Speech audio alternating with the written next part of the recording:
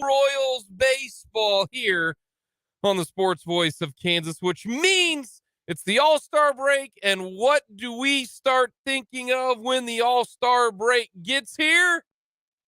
College football. That is right. I cannot wait. We got Big 12 Media Days coming up on Wednesday and Thursday. We will get into all of that. We will talk a little Royals, talk a little Chiefs, get into some of that. We will talk a little home run derby because Fulton is jacked for seeing some guys hit some jacks. God, I love the home run derby. Coming up tonight. So we got a lot to get to. Great news. It is a Victory Monday. That is right. Just imagine what the Royals record would be if Ryan Yarbrough didn't take a 100-mile-an-hour back line drive right to the face. Who knows? Maybe the Royals would be in contention because if you go 6 innings, allow 1 run, and you help get the win, he's been out for 2 months. Who knows? I'm just saying, who knows? Calm down there, bud. We got a lot to get to. Hit us up on our text line. Let us know your thoughts, 785-272-9429. Check us out on YouTube. It is very simple. It is very easy. Go to youtube.com, search sports on 580. Hit us up on our website, 580WIBW. We got so much to get to. We will give away Royals tickets today because it is a Victory Monday. The Royals don't go winless on the road. That's not what they do, Fulton. Okay, it's not what they do. And all joking aside, though, it was great to see Ryan Yarbrough back out there after taking a comebacker right to the schnoz at about 100 miles an hour. Yeah, something that is very terrifying. Scary and terrifying and can lead to some real bad stuff. On a personal level, it was really cool to see Ryan Yarbrough back on the mound. So the Royals got the win yesterday. They head into the break. And we'll get to that more coming up tomorrow, as we will not talk any Royals baseball on Wednesday or Thursday. We are not. There's no point in talking Royals baseball on Wednesday or Thursday. We are going to be talking Chiefs, and we will be talking college football. Especially with Big 12 Media Days. Yeah, being middle of this week. I'll talk about it today because, one, the draft was yesterday, and we're going to get into that. And we are, I can tell by the sigh, not too excited about this. I'm mixed is where I'm at. We will get to that. We'll talk a little home run derby a little bit tomorrow because it will be the All-Star game coming up. But then Wednesday, Thursday, maybe even Friday, no one cares about the Royals at this point in time. So, it was good to see the Royals win. That's positive. Ready for this? They get to have a 4-day break for the next 4 days off of a win. That is nice. The 26-65, that part sucks. Obviously not. But that's not kind of the big news here in Royals land, is because yesterday was a very, very important day. It really, really was. The draft is very important. And the Major League Baseball draft is the most unknown draft maybe in all of sports. And the reason why is baseball from one level to the next level it's almost a different sport. Whereas you can see football and basketball, even hockey, I mean, we've seen a lot of the number one hockey picks turn into absolute studs. And the guy who's going to the Blackhawks, Bedard, is supposed to be the next guy. Yeah. And you can kind of see hockey even kind of like, the NFL and in basketball. Well, baseball's different. I remember when the Royals drafted Asa Lacy from Texas A&M. That dude was awesome. I mean, that guy was awesome at Texas A&M. He was. He's terrible. Like, as of right now, I don't know if he will ever make the big leagues. I will just add to that. Ace's problem is injuries. Okay. But your overall point, you are correct. Like Asa's specific problem is his back doesn't function anymore. Which has just destroyed everything, and it's he had been bad from the get-go. Well, he had been struggling, but like to a level of just like, all right, he might take longer than we think. He's now at the point to where you don't know if you're going to get anything out of it ever. But yeah, no. To the overall point, same thing. With Jackson Coar. Yeah, exactly. You just don't know in baseball. You have to. You're basically picking a guy who you're projecting for at least 3 years. Okay. Which is difficult. It's not baseball. Its draft is so different from every other sport because you're not picking a guy who then you're like, all right, that guy, he's going to be playing for us this year. It's the sparing rules. No, normally you're looking at a guy and what you're picking on is what will that guy look like in 3 years? No other sport is like you're a little bit that in every sport because you're hoping that their traits, continue and you can make something better out of them. There's projectability in every draft, but baseball is built solely on projectability, on what skills do they have and what can they become. And depending upon who you draft, whether it's the high school, if it's the high school, it's not going to be 3 years. It's going to be a lot longer. Yeah, high school can be 5 years. As long as 5 years, and some college things can be 2 years. It's different for every player. Alrighty. Yesterday, when the first pick came out, the Royals picked 8th, and they picked Blake Mitchell. He is a catcher out of Texas and from the high school ranks. Now, the first thing that I saw from all of the social media folk is, damn it, this sucks. To which then, that, I was not really good. This is your wheelhouse. Yeah, this is my wheelhouse. Okay? Yeah. To which then, I see everybody going, I don't like this. This is terrible. So then that made me, a guy who does not care really, sour on the pick immediately. No, it made me go, okay, why is everybody doing it? So I did my own little research here. What did you find out? I found out that most people who don't like this pick are going with the numbers and the history. I think less than 5% of high school catchers who are drafted produce at the major league level. It is a very rare situation. It's one of the 2 highest risk demographics in MLB draft. And that's using just sheer history. Okay, yeah, that's not analytics or anything like that. That is just the history of these types of players being taken in the first round. Historically, high school catchers in the first round do not pan out. Correct. So that's the first thing that I noticed when I did my own research. Okay. The second thing is I looked at who the guy was.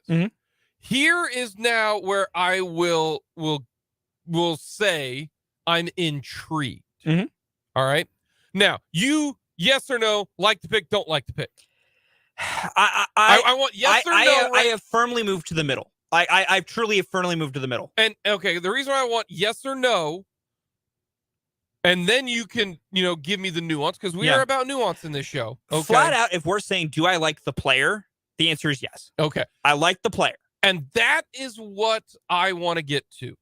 I look at this and I go, okay, this kid is a bigger kid.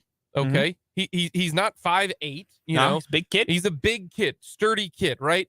Has a big bat. He can hit the ball hard. Yep. He is a guy that has power. Okay. Where's he going to school? If he goes to school. If the Royals were not to sign him, he would go to LSU. Okay. He would go to LSU, which is right now the best school in the country. The best school in the country. The manager of LSU, I don't remember his name. I didn't write it down. Figured you knew. Yeah. He said in an article that this is the best catching prospect he has ever seen. Jay Johnson, very high on Blake Mitchell. Now, take that with a little bit of grain of salt. Yeah, every coach is going to hype up their own recruits. That he is going to stuff like that. He is going to hype up their own recruit, and I understand that. I do.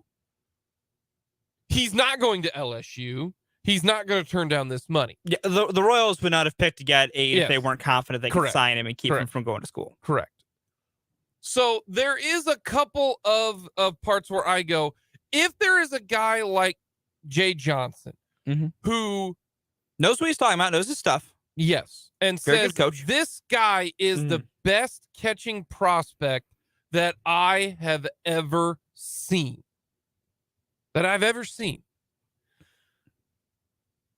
He's seen a lot of baseball. Yeah. And I'm just going with what he's saying, and I'm taking out the bias.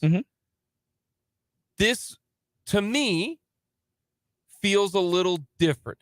Every single pick in Major League's draft is a risk. Yeah, there's no such thing as a safe pick. Mark Appel was supposed to be the dude. Yeah. And he was picked number 1 with the Astros. We see how well that's going so far. That hasn't worked out. And that guy was supposed to be surefire. Yeah. We have seen that a lot. So I look at this and I go, yeah, catchers don't normally work out. And I go back to, and I went back and forth on all of this. And the Arrested Development quote, we've kind of joked about We've this. joked about it a lot. You know, hey, it never works for anybody else. But it might work for us. That's what kind of the Royals are here. So that's what, to me, Royals fans are looking at this. You just did what if it works for us? And the last thing that I'll say about this, and you can go like super in-depth on it if you like, is this. There are 2 strategies in baseball drafting. You go safe or you go for the big score. If you are the Royals, there is only one avenue that you go. That's it. You go for the big score. If you are the Royals and you're playing it safe, you will never, ever get out of where you're at, because what you need if you are the Royals is you need high ceiling talent. You need the guy that can be somebody. Guess what? If he doesn't work out, Fulton, what's going to happen to the Royals?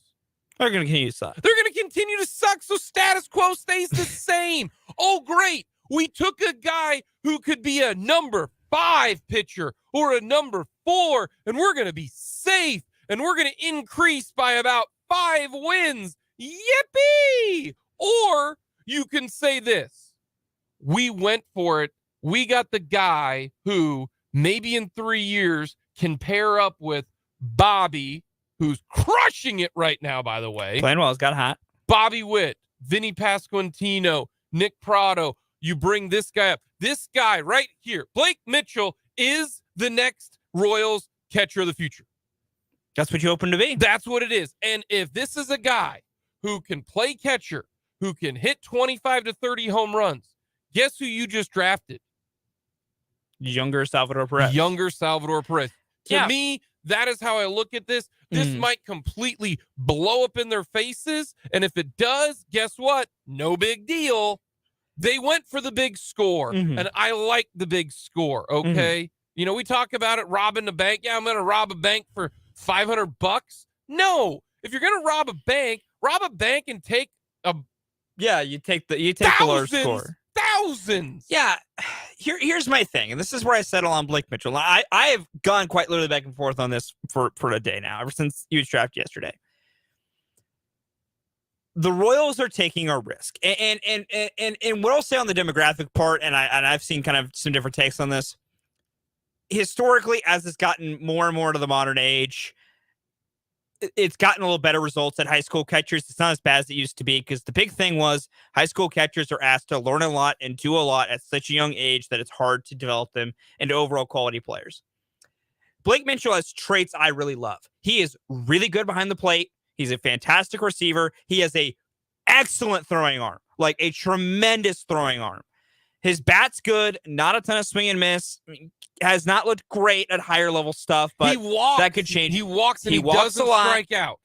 He had 51 walks, 8 strikeouts in Texas this past season. He was the Texas Grade Area High School Player of the Year. If you keep his bat on its pace, there's 25 to 30 home run potential. There's a lot of individual traits I like about Blake Mitchell. The problem is, and it's not really the problem, what you're doing is you're banking on you being able to develop him into a consistent major league player, which for one aspect of this, the Royals hitting development team is the one you want to bank on, because look what they did with Nick Prado and MJ Melendez, who at one point were failed high school players, and they turned them in the minor leagues really good players. Yep. Nick Prado, major league, a lot better. MJ, that's a different story. So, but what I'll go to is, and this is the optics part. You are okay with the Royals taking a big swing. You are okay that if they swing and they miss is what it is. That's the problem. And that's why so many people want them to play it safe. Because the Royals have to make this work. If this does not work, you think the pitchforks and torches are big outside one Royal way right now? That mob will triple if this doesn't work, because people are sick of losing. In every failed draft, I'm with you. The Royals have to take risks sometimes. You have to be able to draft some high-ceiling players. They played it safe with Gavin Cross last year. Look at how that's working out right now. So when you say the pitchforks are going to be out in full force, okay? Nobody cares.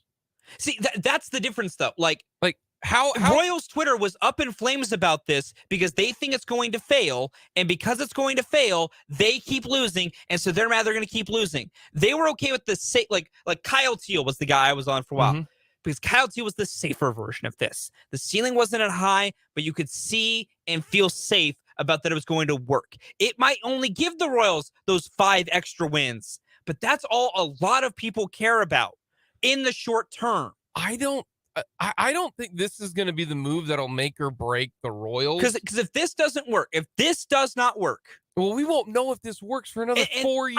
I know, I'm with you. JJ could be gone by then, because the teams, like whatever moves that they make next year. And this is also where my whole tune about the Royals has completely changed.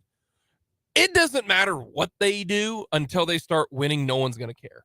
I have talked to so many people who are just generic sports fans who don't give a rip about who the GM is, who the whatever is. They don't care. They just want to know what the W's and the L's are. Yeah. And we are way too in depth with the Royals unless if they lose another 100 games the next 3 years, JJ won't have a job. No one in the Royals will have a job, and no one will care, because did they finally start winning? Like that's how my viewpoint is. It's gotten so bad that just whatever. That's why when you say pitchforks, like, you're going to be the guy with the pitchfork. You're going to be upset because and I'm not trying to be like, I know, I understand your point. It's just, there are so many different views. I think this draft pick here has nothing to do with JJ Piccolo's career, because I think next year's win-loss record is going to matter more than what Blake Mitchell does, or 2025's win-loss record, before Blake Mitchell even makes the big leagues. Before he even makes AAA, I bet JJ's future will have already been decided. That's why I don't think this is a huge deal with what's going to happen forward. If you are John Sherman, is this, and maybe, we're coming up to a break. We can talk about this coming up a little bit later, but let me ask you this question. Is this a job security kind of pick where it's like, hey, I don't have to take a college guy who can get up here maybe in 2 years to help this team? Maybe John Sherman's like, I want you to take the best player who's going to help this team for as many years as possible. No, that's a great question. And I really don't know what that answer is. I truly don't, because there's a lot of avenues they could be going with, but it's a swing. It is a swing for the fences, is what this is. And that's why I agree with you 1,000% that just look at numbers. How many guys who are high school catchers turn out to be good? Yeah, it is like a 5. dangerous number. I couldn't even tell you the last one who did. That was really good. Yeah. Technically Kyle Schwarber. And he ain't a catcher. And he didn't stay a catcher. But I will say, like, Blake Mitchell's ceiling is like Kyle Schwarber. Yeah. Is like he's going to be cranking 40 home runs and walking a ton. We'll get a quick timeout. Coming up next, we will get to weekends, takeaways, and fails. We will talk more of the draft because we got 2 other picks to discuss, whether or not they are good or bad. That's coming up here on Mic'd Up.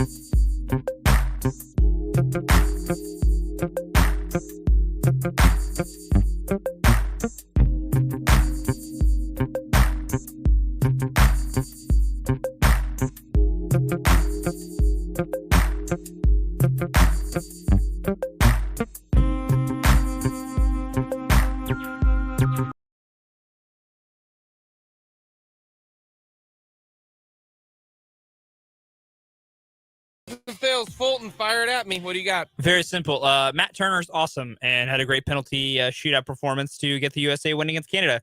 A win that went from yay to oh my goodness, they're choking it away to oh my goodness, they won. Facts. That game was a roller coaster. All right. The fail this weekend on multiple levels.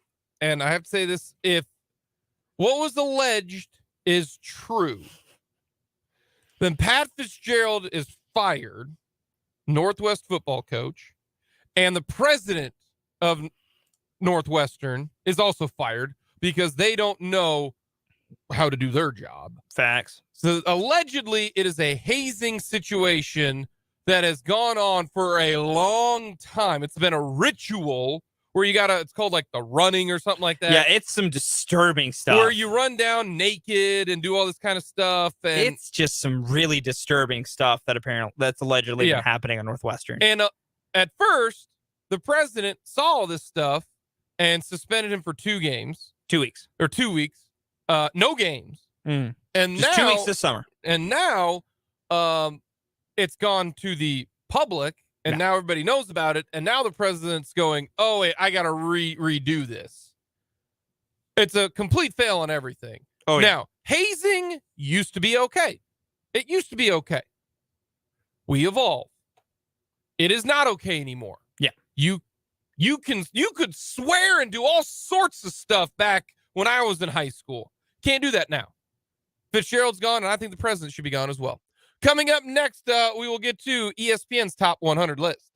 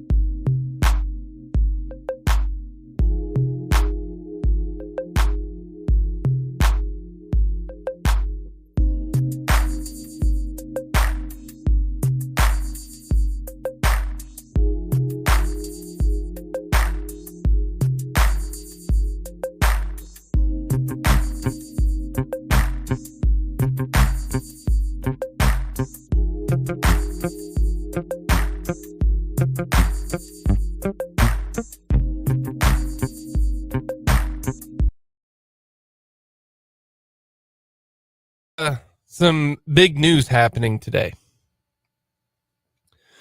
Chiefsaholic was arrested on Friday. Ladies and gentlemen, they got him. They found the wolf. Chiefsaholic. This has been a lot of fun. Was a guy who dressed as a wolf, who was a Kansas City Chiefs super fan and went by the name of Chiefsaholic. If you've ever been to a Chiefs game, you've probably seen him. Mm-hmm. Well, he robbed a bank in Oklahoma, near Tulsa, and he got caught, and he's been on the lam since then. It's almost been 3 months. Well, he's been on the lam since the Super Bowl. Yeah. So that's more than 3 months. Was it February, March, April, May, June, almost 6 months. Yeah. Which is pretty good effort. Good for him. But he was arrested on Friday.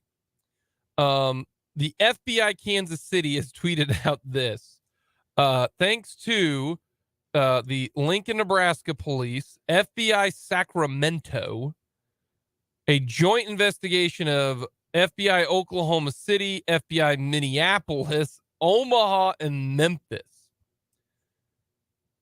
He enjoyed a robust social media presence as a Kansas City Chiefs superfan.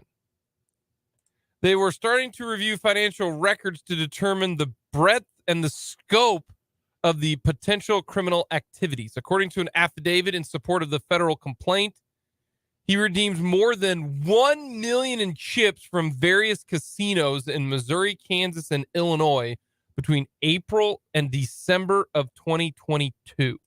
Traveled throughout the Midwest to perpetrate a sting of robberies at various banks and credit unions, and allegedly laundered the robbery proceeds through area casinos and bank accounts.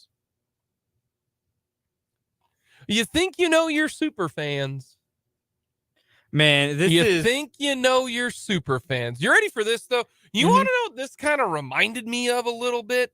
Maybe not the exact same, but have you ever seen the movie Point Break starring Keanu Reeves? I've not seen Point Break. The original Point Break? I've not seen the original Point Break. With Keanu Reeves and Patrick Swayze.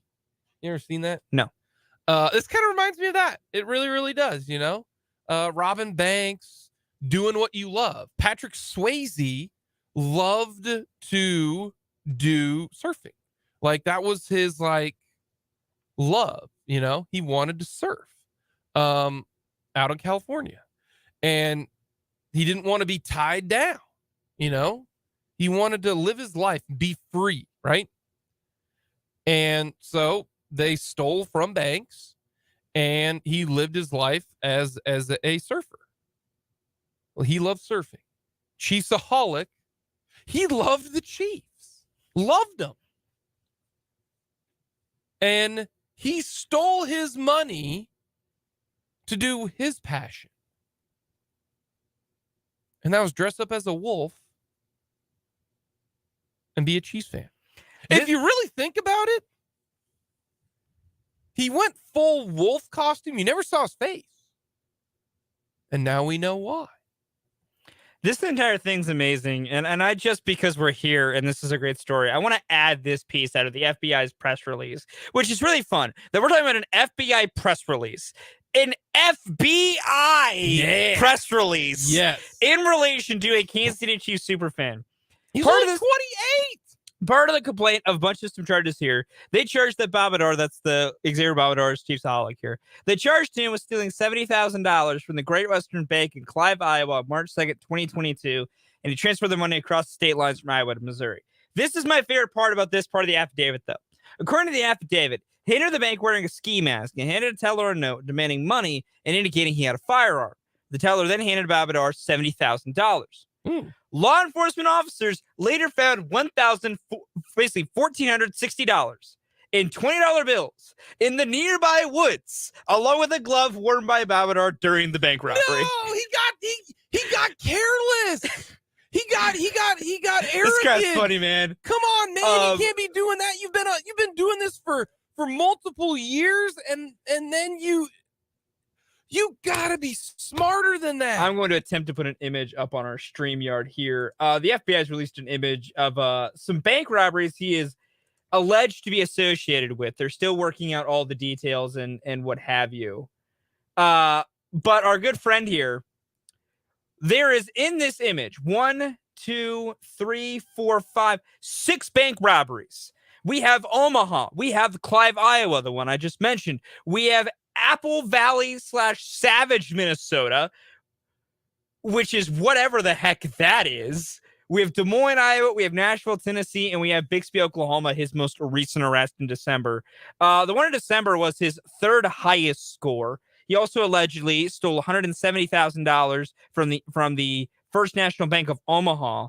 And he also allegedly stole $303,000 from the First Class Community Credit Union in Des Moines, Iowa. He's almost stolen over $1 million. Yeah. Like, Buddy was putting up numbers. He was Patrick Swayze. And for what's worth, the FBI said they are beginning to connect him to all those bank robberies I just mentioned. They are all unsolved. But as they're starting to like piece info together now that they have a really prime suspect, cell phone records indicate him in the area of every single one of those banks during every single day that those heists were committed.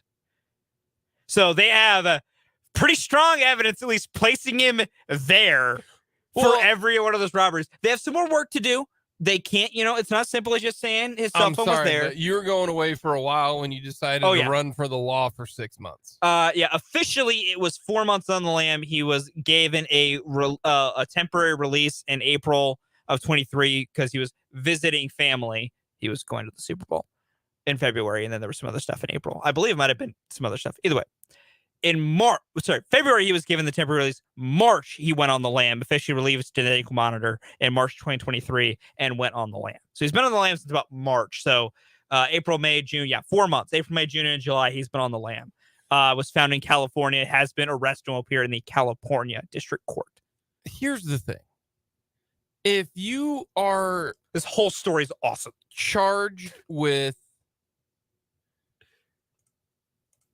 If you are charged with these type of crimes and you go on the lam,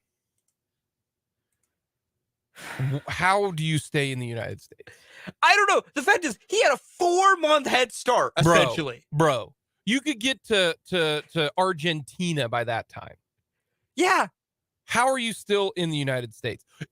You have to assume, okay, you caught me, you caught the Chiefsaholic. All right. Maybe they tie in all of thing's awesome. You tie in all of your previous bank robberies. Yeah. You're going to jail for the rest of your life. You're going away for a while, buddy. You're not coming back out. So you decide, nah, man, I'm gone. All right. You have now determined that you will never ever set foot in the United States again.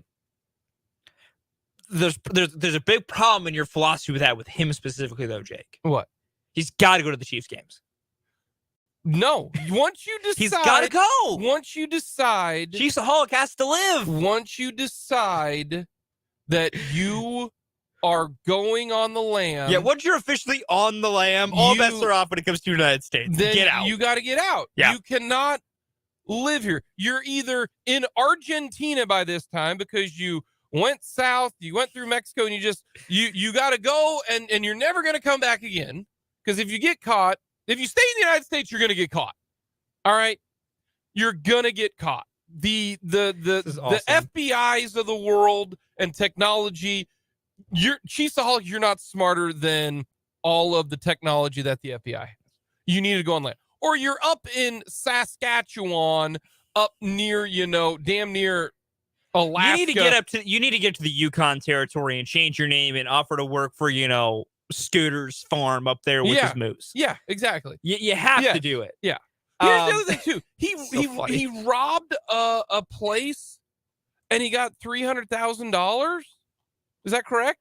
He allegedly robbed the Community First Class Credit Union in Des Moines, Iowa in July of last year. So a year ago, 3 days from today. July 13th, 2022, and he allegedly got $303,845. Let's say he did this. Let's say he did get that money. Why are you still robbing banks? You did because he has to fund the parlays and the road trip. No, you have to understand. You won. You robbed a bank. You got away from it. You now move far away from where was that at? It was in Omaha, you said? That one I believe was Omaha. Yes. Okay. You robbed a bank. No, that was Des Moines. That was Des Moines. You robbed a bank in Omaha. Okay. He did rob a bank in Omaha. A lot of that money was immediately recovered. You just robbed a bank. You got $300,000 in Omaha or in Des Moines. Yes. Congratulations. You now live in South Carolina because you have to get as far away as you possibly can.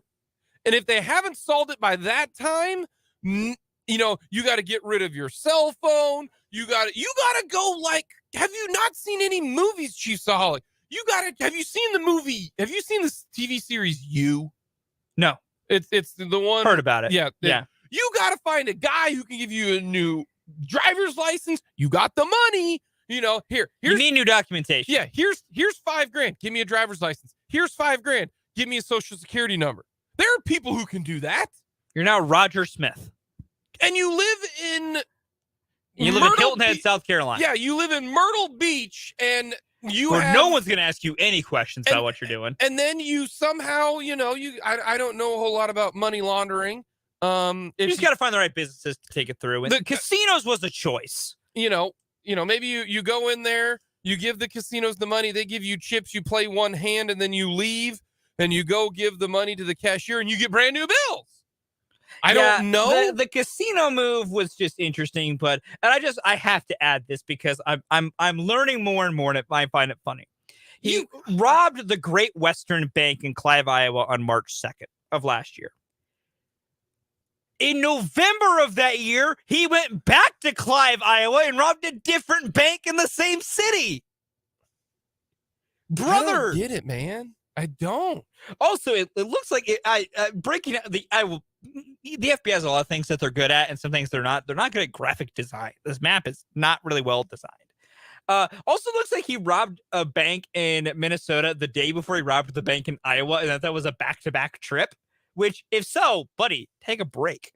You won. You just stole $300,000. This is awesome. Get new documentation. Turn into somebody else. But you want to know this what? Story is amazing. That's why I go back to Point Break. You got to watch Point Break. Great movie during the era. Mm-hmm. You watch it now, you're like, this movie's stupid. But at the time, his love of the Chiefs. Kept him like it was his downfall. It was. He had to attend. Also, what was the game that he was going down? What game was it? Was going to the Houston Texans game. Going to the Houston Texans game, and it was going to that game is when he stopped in Tulsa and allegedly, and that one's more than allegedly. They're pretty confident on that one that he robbed the bank in Tulsa. And he got caught. He got pinched doing that. And that is when, though, the internet went like, we need to do a welfare check, whatever, and we all figured out who Chiefsaholic really was. Also, that man is going to hate forever having a very identifiable Twitter account because he's left a bit of a paper trail with all of his bet slips. Since those are apparently what has been laundering his money through, every one of those bits of bet slips he ever posted about is 100% evidence against him. That's not good for him. And that Twitter account is about to do numbers. This entire thing is fantastic. I love every minute of it. Oh, I can't believe he's off the streets in California, bro. It's time to no. Sacramento, I believe, is even where he was at. He made it all the way to Sacramento. I think Sacramento is where he got caught at. The FBI in their justice.gov released exactly where he got caught. Sorry. Lincoln, California is where he was arrested on Friday, July 7th. He's going to appear in the U.S. District Court for the Eastern District of California in Sacramento. That's where his court appearance today is. Yeah. This is amazing. Because this story's awesome. We all talked about it. Oh yeah, by we I mean the 580 sports team. Oh, we've been following this stuff since it happened last December. And the reason why is because if you're 4 months on the lam, the best you could do is Lincoln, California. Which I'm gonna see where exactly is Lincoln, California. So I can't lie to you. I've never heard of Lincoln, California. Well, it's probably like super specific. Like it's a suburb of. It's probably like a suburb of like Sacramento or something. It is north of Sacramento. Yes, north of Sacramento. It's a suburb of Sacramento. I get the idea. Yeah, I'm just gonna chill in Sacramento. Hold on. I get his idea. Looking at what this is, he is kind of close to the mountains. If he'd been smarter, he would have lived up in the mountains. Like, if you want to live in the backwoods, not saying that he could survive there. He's living in Honduras right now. He should have been. Yeah, 4 months. Should have been down in Nicaragua. Come on. Hang out with our friends in Guatemala. Go to El Salvador. Congratulations. You live in Sao Paulo, and you now cheer for the Brazilian national team. Congrats, buddy. Get ready to learn Panamanian. You work on the canal. Yeah, you now work at the Panama Canal. Have fun. Gosh. Go to Colombia. You now work for the cartel. He made the mistake once he got the $300K, man. He's got to keep looking, though. Jake, he's got to keep working the angles. You can't give up that easily. You can't do it. You won. He definitely didn't. He thought he did, maybe. We'll tie this into the casino here. He goes to the casino. He's up like 10 grand. You're up 10 grand at the casino. Walk away from the table. Walk no, away. he's like, no, man. I Let it gotta, ride. I gotta play some roulette, and he just kept on putting it on, the wrong numbers, and ended up with nothing. This buddy Idiot. was putting up numbers. Idiot. Oh, it's so funny. Coming up next, we will talk even more wild situations. Bob Huggins not going quietly. We will get to that.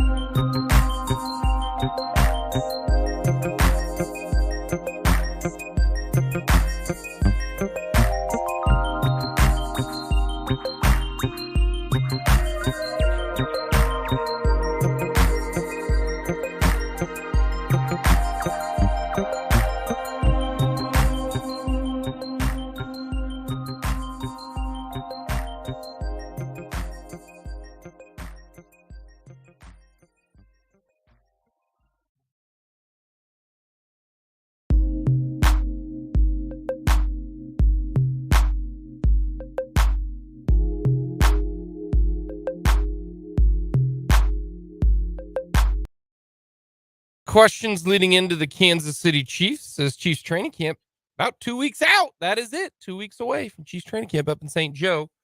We'll talk with Max Reaper on the Royals draft. We'll get to that coming up in the 2:00 hour. But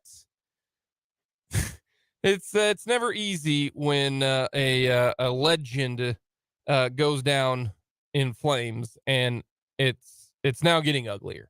We all remember Bob Huggins blowing a .210, not knowing what city he was in. Oh, Baba. It wasn't good. At the time, he resigned, and West Virginia said, okay. Like, and cool. then- This is a nice little middle point. Yep. And they We can all move went on. and they hired an interim coach. Yeah. The assistant coach. Well, Bob Huggins is fighting back. Says here, former West Virginia men's basketball coach Bob Huggins claims he did not resign from the school after he was arrested, charged with drunk driving. Huggins wants to be reinstated as head coach, or he'll sue the university of breach contract. Based on press statements, it appears WVU is taking the position that Coach Huggins voluntarily resigned and terminated the employment agreement advanced of April 30th, 2024, the date of his contract set to expire. That's according to his lawyer. Although the press statements have the resignation communications directly from Huggins to you and or the athletic director, Coach Huggins never communicated his resignations to you, the athletic director, or anyone. To the contrary, we understand that the purported resignation is incredibly based on a text message from Coach Huggins' wife. Wait, what? Here's the thing. He's not going to be the head coach anymore. All right. Is this all about 2 years of money? Is this it? Because what was going to happen is one of two things were going to happen. Either Huggins resigned or two, he was going to get fired. West Virginia was not going to rehire Bob Huggins. Okay. So it's just for 2 years. Okay, fine. We'll fire you. And then you get 2 years of pay. If you resign, the contract is done and West Virginia doesn't owe you anything. At least that's how I know contracts work in this situation. Whether or not they can fire him for cause, I don't know. There's also talk about the charges being dropped. How on earth do charges get dropped if you blow a 2.1 and get a DUI? How do they get dropped? You be a very famous basketball coach. That's wild to me and pathetic if they do get dropped. No, it is. I agree. I'm with you, brother. So is this all about 2 years? And you ready for this? Are you ready for this? I think Huggins has a case. You can't take the resignation from one Bob Huggins from his wife's cell phone. Yeah. That doesn't work. That is not, and we are in the court of law here. We're entering actual rules here, not being nice. We're talking black and white. I know a lot of people whose cases should have been good, but it wasn't in black and white. It was gray, and they ended up losing. This is going to get ugly, real ugly. We'll talk home run derby next.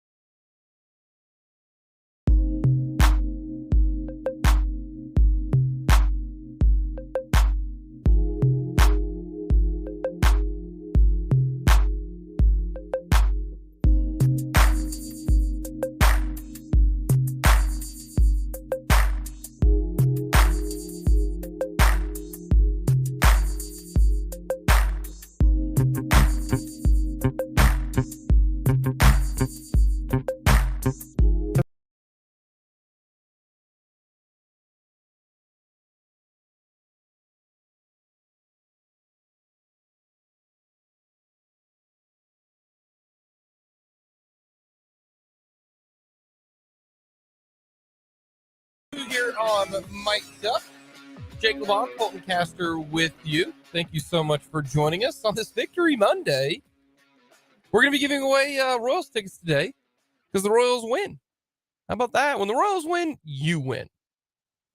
Very simple, very easy. We got lots to get to. Coming up at the bottom of the hour, we're going to talk with Eric Eager of Sumer Sports and get his thoughts on all things Chiefs football going into Chiefs training camp coming up here in just a little bit. Our list today is we are going to go with heist movies. And the reason being is because Chiefsaholic, who had been on the lam for 4 months, he was the Chiefs super fan, was the wolf costume. You've seen him. He's become a social media darling, if you will. And he got caught. They caught the holic. They got him. Ladies and gentlemen, they got him. and he stole from multiple banks. So we were going to go with heist movies. Now, Fulton, Yes. does it have to be just money, or can it be other heists? It can be other things. They need to be just heisting something. My parameters I think we should keep on this is just the central plot of the film revolves around a person or a group of persons trying to steal something. Okay. So I will just add, not that it's on my list, or will be, National Treasure is a heist movie because it's centered around him trying to steal the Declaration of Independence. If you choose It's a heist movie. I agree with you. He does. If you choose the National Treasure movies, Fulton, I'm going to be... There are so many better movies than those. Oh, 100. There are some better films, 100%. But I just want to say that's kind of the broad category with which we're working here. Is this just developed around stealing something? You can get a little loosey-goosey with it at times, but yeah, I had to make sure that was brought up, that is a heist movie. Oh, well, yeah, 1000% it's a heist movie. I mean, it's such a boring heist movie. It's not boring. I mean, it's very like Hollywood PC. Yeah, it's a perfectly fine movie.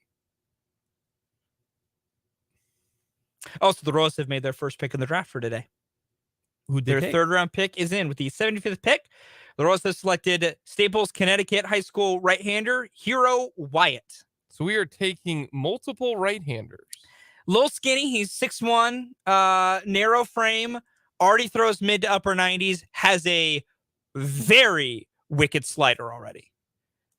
There's some command worries, but overall that got better as he went. He needs a third pitch as well, but some good basic traits. So be a little bit of a project, but another player with a big fastball, a solid spin stuff that the Royals are going to try and develop into something good. The Royals going 3 high schoolers, 1 college player so far tells me, and this is a thing that's going to annoy some people, but is correct. They've recognized their timeline is not close to winning anytime soon. So they are taking pieces to fit with that timeline. Correct. They don't need quick things. They need high upside pieces that just might take a little bit. Which means be prepared, people. More losing in the future. But the Royals at least understand that, are trying to develop a plan in line with that. In line with, it doesn't matter if a guy's ready in 2 years if we overall aren't going to be ready in 4. Whereas it's fine if, some of these high school guys aren't ready until for 4 years because we're not going to be ready until 4 years. Correct. Smart thinking. All righty. Fulton, Jake. It's one of your favorite evenings. Maybe my favorite evening on the sports calendar. The Derby's tonight. Yeah, it is. I like the Derby. I think it's fun. I just wish they would do one thing different. What would that be, Jake? I can see how both ways work because my favorite home run derby memory is Josh Hamilton hitting tanks. Yeah. To the facade at Old Yankee Stadium. That is a very fun memory. I think that was like jacks. Was that like in 20? I think it was 2011, 2009. I'm going to pull up the home run derby history here. He didn't win it that year. He didn't win. No, that was just his first round. I think it might have been 2008. He didn't win. Okay. I believe Bobby Abreu won that year. No, it was Justin Morneau that year. That won it? Yeah. No, but yes, no. So that was 2008. 2008 was the Yankee Stadium. Yeah. See, and that just goes to show you, one, it doesn't really matter if you win or lose. It's, do you capture the individual, the audience? Do you capture the moment, right? Do you capture baseball? That's what matters. Yes. Do you? And I remember, and that was it when you got 10 outs. Yeah, you got 10 outs. And I'm okay with the format. I like that format. I like the new format. It's different. But I don't think the format is the biggest deal. I really, really don't. Because my favorite moment happened with the 10 out format. Yeah. Okay. They go with the time format. I like them both. I think both are great. I remember watching Ken Griffey Jr. hit tanks. I remember Mark McGwire at Fenway. You remember? You might not remember Mark McGwire at Fenway. You might have been a little bit young for that one. I might have been. I think that was have been in 05 because that's when Teddy Williams came out there and everybody just started like crying because they're like, oh my gosh, it's Ted Williams. I think that was 05. Maybe that was. Here we go. I found the thing with the winners. When McGwire won? McGwire 99. I was even way back then. So yeah, you don't remember that one. No, because you would have been 3. Yeah. But yeah, that was when he won it in 99. I remember that at Fenway. That was awesome. Yeah. So to me, the format, whatever, it's just, do you do something so memorable? You know, I remember Josh Hamilton. I remember Mark McGwire. I remember Ken Griffey Jr. I remember Barry Bonds. Barry Bonds hit a walk-off winner. That was really, really cool. Like those I remember.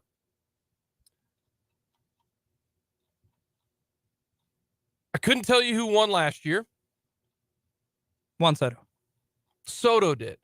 Okay. I don't remember. Outlasted Julio Rodriguez. Oh, that's right. I do remember Pete Alonso winning a couple years ago. He won it 2 years in a row in 19 and 21 because we didn't have one in 2020. 19, yeah, that's what I do remember. 2019 he won, and then in 2021 he won as well. You know, some of them are just whatever, you know. Yeah. But here's what they need to do, because I want to see memorable stuff. Mm-hmm. Okay. However you can incorporate it, and whatever you have to do, I need Pete Alonso. Mm-hmm. I need Julio Rodriguez. I need Randy Arozarena. I need, who else is in it that's hit a whole bunch of homers this year? Like those three off the top of my head. I mean, Luis Robert is your number 1 seed. Luis Robert, you know, the Chicago guy. I need them to hit with a metal bat. I need them to hit. You want to see what it would look like with those dudes who are rocking the metal. I don't care who wins. Yeah. For if we're doing time, like you call time, the last 30 seconds, they get the latest bat from, I don't even know brands anymore. I will here soon. Because I know my kids want to play baseball. Yeah. He's hitting tanks off of his tee right now. He went over the fence yesterday. That was kind of cool. Nice. Easton, TPX, whatever is cool nowadays. I don't know. But for 30 seconds, they need to be able to hit. I want to see a 600-foot home run.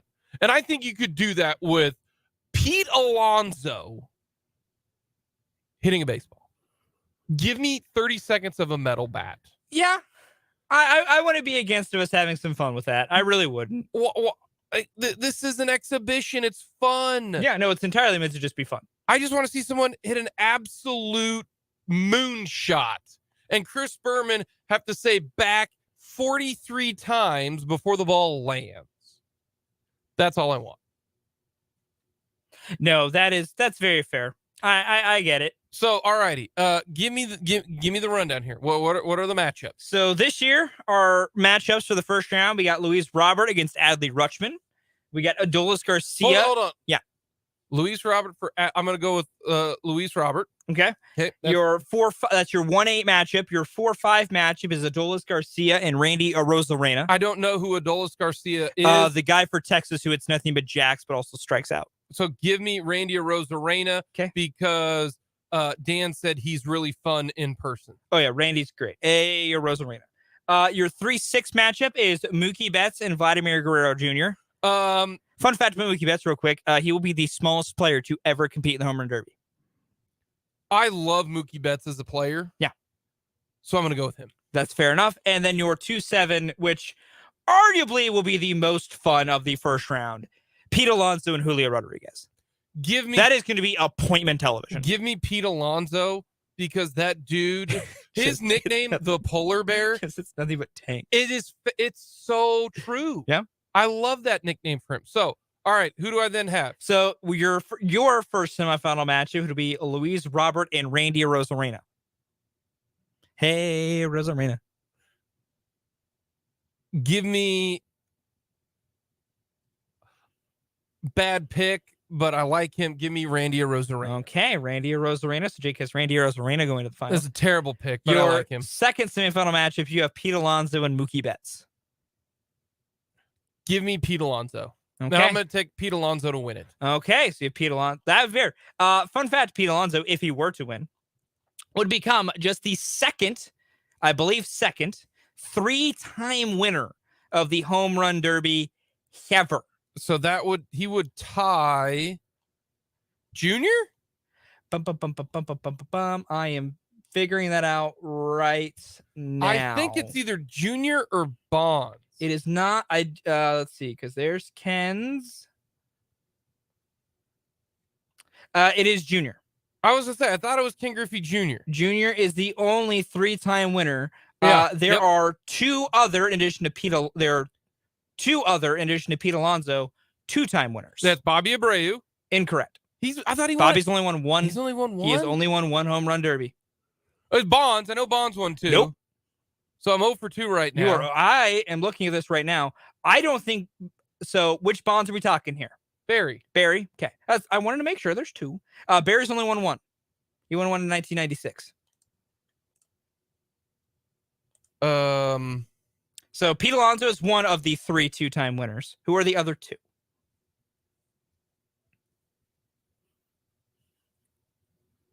Because I would also 100% be down for Pete Alonso to win because it's just cool to see a guy do historic things.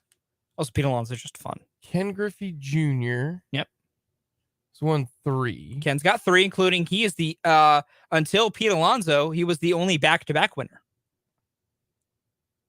No, incorrect. This other guy who has 2 went back-to-back. I apologize. I was wrong. Did Prince Fielder? Prince Fielder has won 2. He is one of the other 2. Okay. And so I'm missing in one 2009 other? and 2012, Prince has won 2.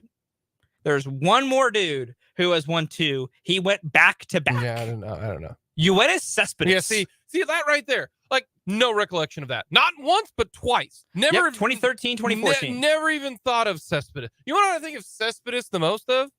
That he won a Gold Glove playing left field, despite only playing like 8 games there. Yeah, don't even get me started on that one. And a fun fact, I believe Yoenis Cespedes' win in 2014 was the last win under the old format before it went to the new format starting in 2015. Yeah, like, see, that's the reason why I don't care who wins. I need to know who puts on a show. Pete Alonso did. Pete Alonso has put on a lot of shows. Speaking of which, the reason why he's put on a lot of shows, Pete Alonso, by a substantial margin, has the most home runs in home run derby history. Yeah. He has 174 in his 3 derbies. Second place is Albert Pujols with 106. He's going to hit probably 15, 30. He's going to hit minimum. If I put the over-under at 40 home runs for him tonight through all of his rounds, yeah, I take the over. I mean, that means he's winning. That means he's going to the title game. I believe so. Yeah. Like, I love Julio Rodriguez, and Julio Rodriguez put on a show last year, mainly being that Julio Rodriguez has the second most home runs in a single derby, which he did last year in his first derby. He had 81 home runs last year. 10 behind Vladimir Guerrero Jr., who had that 91 outburst in 2019, which was hilarious, including his 40 home run round in 2019, which I believe that was against Jock Peterson's 39 home run round. Yeah, that round was a lot of dingers. Yeah. But yeah, I love the Derby. It's very fun and it's very enjoyable. I was cool with the 10 swing format. It was fine. It was totally okay. I prefer the timed format because I think what it has done, and by going with a timed bracket format, is you've turned this into more of a head-to-head competition. You've added a clock, which has things like buzzer beaters and going against the clock, which people really like just in a general sports context. And it's led to where you're incentivizing guys, just take hacks. Don't even really hunt pitches. Just take hacks and see what happens. It's awesome. From the text line, and I remember watching this when I was a kid. Says here, the TV show that inspired actual MLB contest, I remember watching it. When it was on like I think it was ESPN Classic. but it had they did it. It was like a game. You had 3 outs per inning. And I think this is what the texter is talking about. You had 3 outs per inning. And then once you got your 3 outs, you sat down, the other person came, and they had the who's who. I remember it was in black and white, and you had like Mickey Mantle. I always remember watching, for some odd reason, the Harmon Killebrew ones. Okay. And I remember watching those. And you ended up seeing who would win. But I remember that. I remember Harmon Killebrew. I remember Frank Robinson, Willie Mays were on there. I never remember seeing Hank Aaron on there, even though he was on there a whole bunch. But I remember when I was a kid, it would be on like ESPN Classic or something like that, and it'd be in black and white. And then the guy who was broadcasting it would interview the guy, the other player, and then one guy would be at the plate. It was so cool. It was so cool. It really, really was. So home run. So who do you got tonight? I'm taking Pete Alonso. You can't take Pete Alonso. You're gonna tell me I can't take Pete. Correct. That's what I just said. You know what? If I can't take Pete, then there's only one other thing I want to have happen, and that's want Julio Rodriguez to win this baby in Seattle, because that would be awesome. That would be because cool. J-Rod is fun, incredibly fun, and boy, would Seattle lose their mind if Julio got to get the win. The other part would be fun. We have Mookie Betts did it because Mookie Betts didn't want to do this. Mm-hmm. Like, he's been openly like, I don't want to really do this. But he said if he was selected as an all-star, he would participate. He will. Like, his wife had to convince him to do it. He ain't getting out of the first. Then he says he's too small. He says his heart's not in it. His exact words were, if he hits home runs, they're always by accident. He doesn't know how to do it on purpose. Why is he in it then? This is dumb. Because he wanted him in it. No, this is stupid. Get somebody else in there. Who's he going up against? His first round is Vladimir Guerrero Jr. So Vladimir Guerrero Jr. is going to win, and he's going to go up against Pete Alonso. That would be, that'd be the second round. That's your title match right there. That would be amazing. Coming up next, Chiefsaholic heisted a whole bunch of banks. We're going to go with our top heist movies.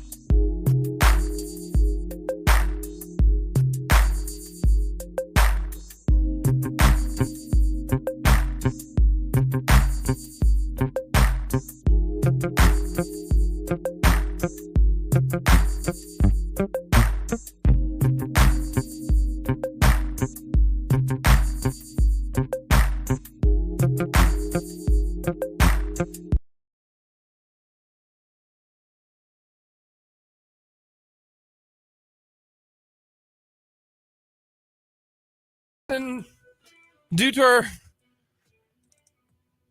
our Chiefsaholic super fan getting caught, we're going to go with heist movies, best heist movies. Alrighty, what do you got? Number 4 for me, The Town. Solid movie. Little bit, just, not a lot in it to me. No, that's fair. That's fair enough. Number 4 for me, the movie, I don't know if you've ever seen, I'm going to guess you haven't. It's Heat. It stars Al Pacino and Robert De Niro. Heard of it, haven't seen it. Is the 95. Yeah. Just epic fight scene or shootout scene there. So Yeah. I'm going to go with Heat. That's good. Number 3 for me, The Italian Job. Great movie. Love The Italian Job. Which one? 2003's version. Okay, So it should be the Mark Wahlberg version. Yes, I believe so. Okay. Number 2 for me, and this was one of the greatest, like, it was so big at the time. And it is a heist movie because they are taking the knock list. Mission Impossible. I remember when that thing came out and I was just like, this is incredible. Okay. That's a good pick. Number 2 for me, Ocean's 11. Ocean's 11 is a great movie. It is a good movie. Number 2 for me is The Usual Suspects. Okay. That's a good poll. The Usual Suspects. Kaiser Soze, fantastic. Good stuff. That's a good movie. Number 1 for me is fantastic. It's Reservoir Dogs. A great movie. You ready for this? Not a lot centered around the heist itself at times, but just a great overall movie. You ready for this? Mm-hmm. I've never seen Reservoir Dogs. Oh, it's a great movie. You should watch it. Never seen it. You should watch it. Never seen it. You should watch it. My number 1 movie that's a heist movie because of the actual heist of it. Inside Man. Okay. Have you ever seen Inside? Never seen Inside Man. Inside Man, Clive Owen, stars Denzel. Great movie. Fantastic movie. If you've never seen it, you need to see it. It's a good movie, Inside Man. That's my it's my number 1 heist movie, Inside Man. Coming up next, we're going to talk with Eric Eager on all things Chiefs training camp.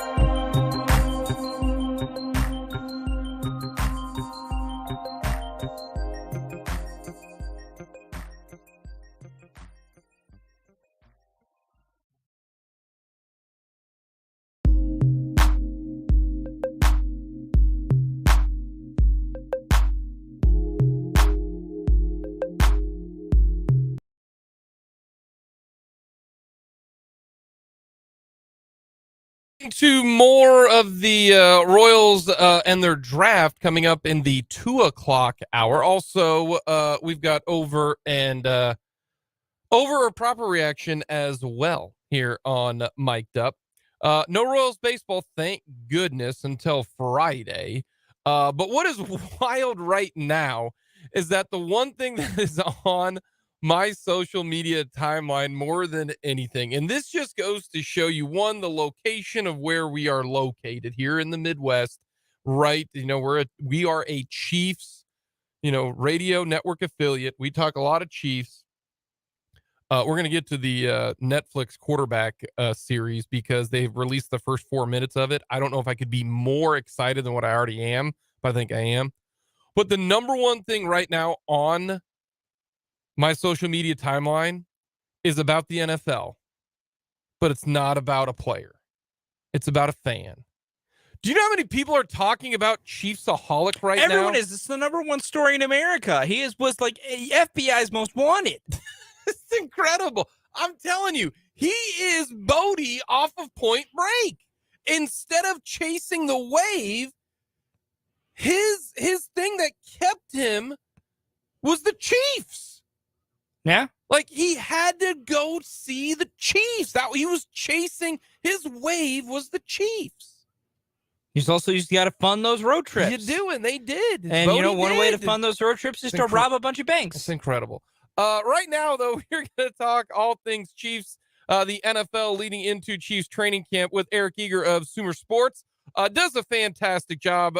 Friend of the show, Eric Eager, joining us on our Fleming Place Wine and Spirits phone line. Eric, have you followed the Chiefsaholic situation, or are you a guy who just doesn't care? as somebody who has made it a decent habit to go to a lot of Chiefs games, even though I don't live in Kansas City, I find it fascinating. I find it very interesting. I'm surprised it took them 4 months to find him. To be honest with you, like good discipline from him to make sure that he's not pinging his credit card at certain places or whatever, that he's using cash everywhere. But yeah, it's very interesting. I'm just stunned. You were gone for 4 months and you're still in the United States. Man, you got to get out of the country, don't you? I think you do, but I mean, they do a pretty good job of checking people as they get in. And like, look, I can't imagine a person with those kind of habits.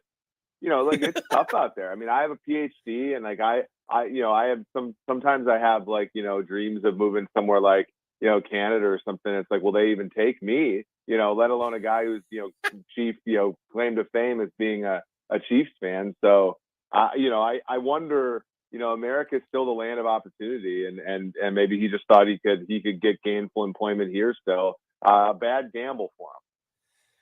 I mean, are the Chiefs that much of a drug?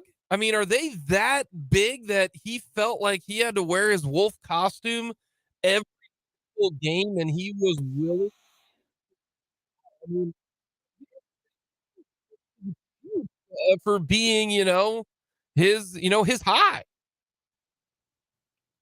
For sure. I mean, look, but they are. I mean, I'm somebody, again, I bring it back to me, of course, but I went to every Chiefs loss except for the Bill. Like every game I went to was a Chiefs loss for like a year and a half there, and I still all those wins that I wasn't catching. So yeah, very clearly a team that you wanna go and watch. And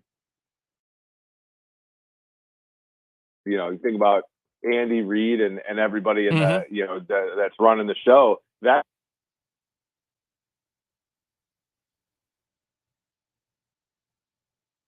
No, we lost Eric Eager there for us. Oh, Eric, are you there? We kind of lost you there for a second. I think I'm back. Am I? Yeah, there you go. Now? Yep, you're good. Yeah, I mean, like I don't know. I feel like everybody, Brett Beach, Andy Reid, like people are risking their freedom to watch that team. That's a value add to the hunt. All right. Before we get into the Chiefs training camp, which is in less than 2 weeks, the Netflix series Quarterback, will you watch it? What are you most interested in finding out about one, Patrick Mahomes, Kirk Cousins, or Marcus Mariota? All right. Obviously, root for the Chiefs. I'm like fairly familiar with both, Cousins and Mahomes. I'm interested in the Mariota angle because I don't know if he's like obviously he's not even on that team anymore. He left the team at the end of the Mahomes. Like I think if you're not familiar with Patrick, you're probably going to get like a peek into a soul that is incredibly as Bill Parcells would say, like football is not for well-adjusted men. And I think like Mahomes has like a very competitive documentary. All righty, let's get to the Kansas City Chiefs and Chiefs training camp. Give me your top 2 questions, headlines, storylines going into camp when they report here in about 12 days. Yeah, I'm not a big person in terms of trying to sign DeAndre Hopkins. I know that Chiefs have come back into the news again, with his name. I'm not a, I think the Chiefs have enough depth at wide receiver, but you have to get somebody to emerge as a top target there. And then the other one for me is defensive line. I think, again, a lot of depth there. You've thrown a lot of bodies at the situation, but which ones emerge? I think Amenahu is going to be there somewhere. I think Karlaftis is going to be there as well. Felix as well. How does that shake out? And then next to Chris Jones, how do they handle that situation? Derek Nottie was brought back, but Derek Nottie has not had two good seasons in a row. So it'll be interesting to see what they do next to Chris Jones as well on early downs. Karlaftis line up next to Jones as pass rushers, but on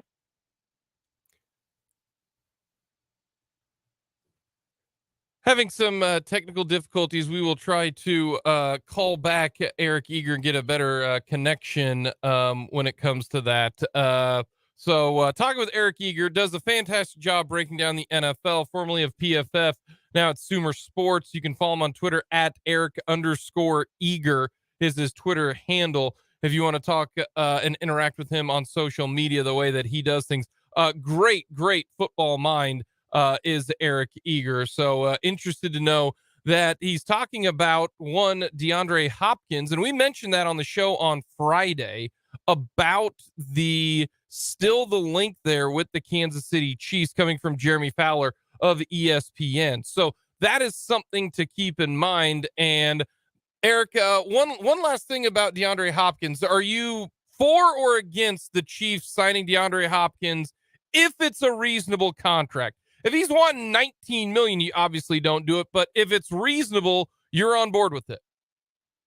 I think he would be. I think he would be fine. The problem is, like, the way that I see it, Hopkins wants to play for the Chiefs.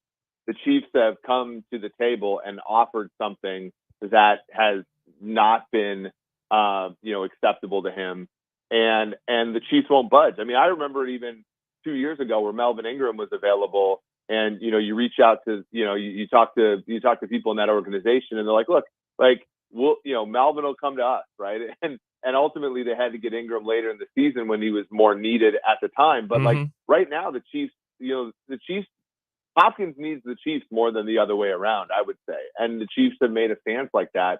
And, this entire time it's been that way, right? Everybody's like, oh, you could be a second round pick for a trade, 19 million cap hit, all that stuff. And ultimately that, if the Chiefs end up getting Hopkins, it's going to be for something like 10 million, which is hardly anything. They had an offer on the table for Odell. From what I could tell, it was just substantially lower than what he got from the Ravens. And I think ultimately when Hopkins wakes up in the morning, he's going to have to make a choice between making, 12 to 15 million from a team like the Titans or the Patriots, or, 7.5 to 10 million from the Chiefs. So that's why you think he's unsigned right now, is simply because the Chiefs aren't giving him the money. He wants to go to the Chiefs, because we've been wondering, like, why isn't he signed already? Yeah, I mean, and that was why you look at the Odell Beckham signing for a little guidance here, because I think a lot of teams are kind of in that 1 year, $5 to $8 million range with him. The Ravens are like, okay, the problem, the Ravens are like, well, we almost have to double that just to get him in the building right now. Because if you're him and you have a bunch of offers that are of the 8 million to 10 million ilk on the table, you're not going to sign. You're not going to rush to sign there, because you don't get that first paycheck until the season starts, really, other than your bonus. And that bonus is going to come when it comes. And, all that's going to happen over the next, because the draft has happened, because free agency is over, all that's going to happen over the next 2 to 3 months is teams are going to get more desperate because of injuries.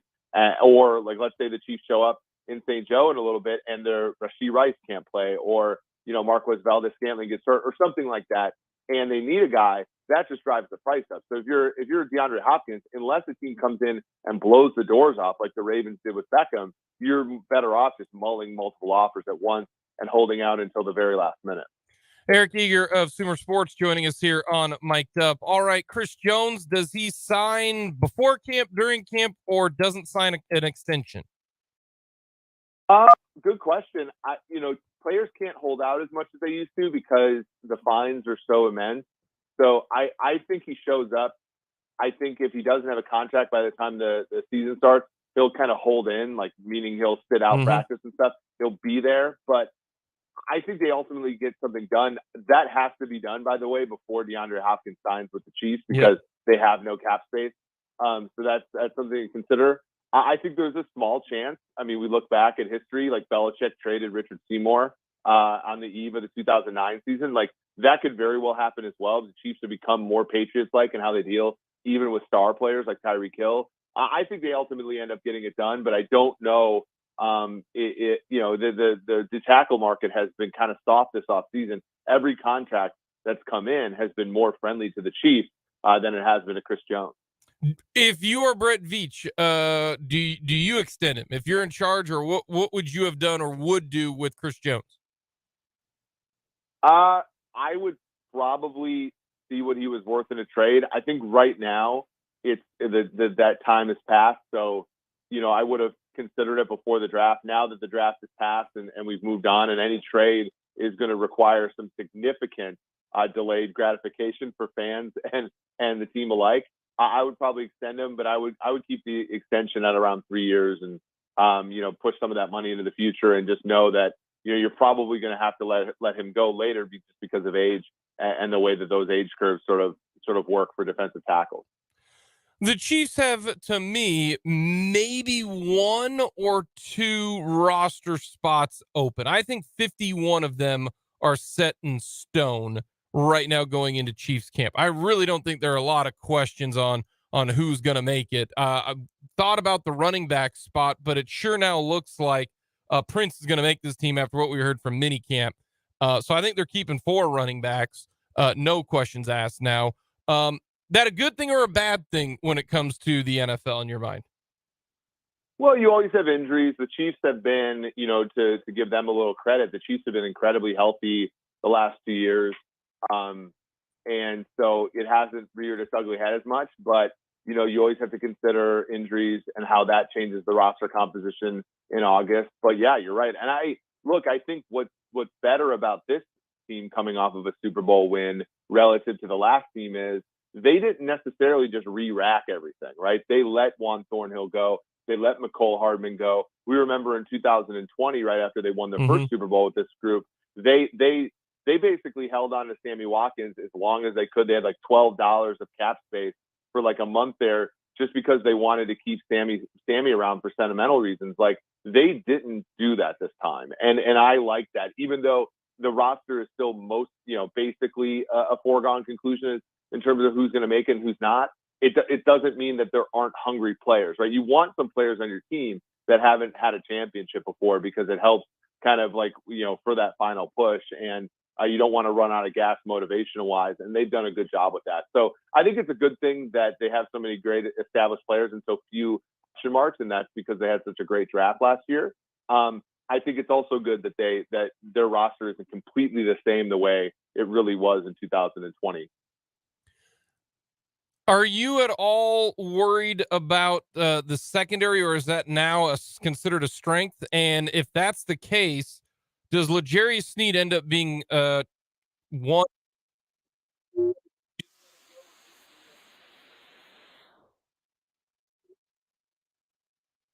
I think most Chiefs fans are like, look, McDuffie, Watson, and Williams were all really good last year. Cook was okay. That's going to extend forever. I don't think that that's a great gamble. Like, I think that guys who are 7th round picks, they're on average, they're just okay at most. So I do think that they got it. I don't think that they should trade L'Jarius Sneed based upon how well the rookies played last year. I do think L'Jarius Sneed, though, is not a lock to get an extension. They don't extend corners on this team. So it's a very good question.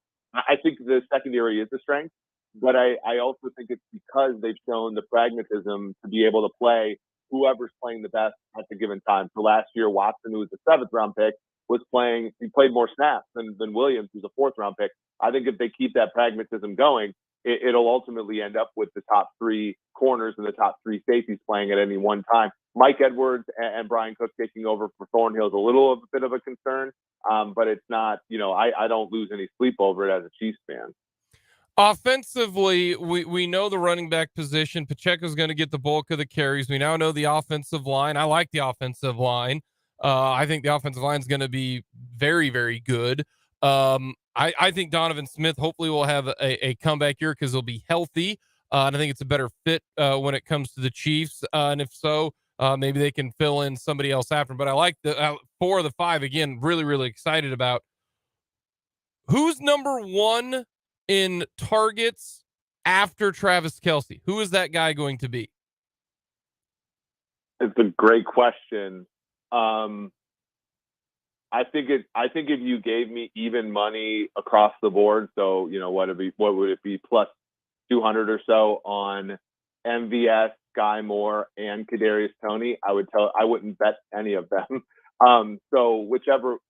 So I think MVS, Toney, and Sky Moore are 3 equally likely players to get that mantle. For now, I'll say Sky Moore. I think Sky Moore factors more into the sort of prototype Andy Reid receiver that they want.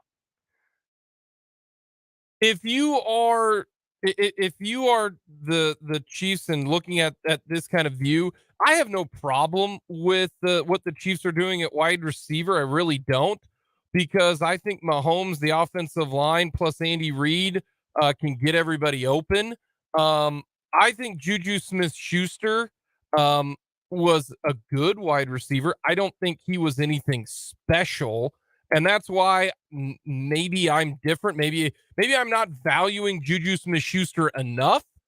And, Tony's got some injury history. Sky Moore wasn't great. MVS can be either really good or a complete no-show, drops balls. But I look at all of this and I go, I think they're going to make it work. I think he's going to have like 5 guys catch like 700 yards. Should I be more worried about the wide receiver position? Because frankly, I'm really not.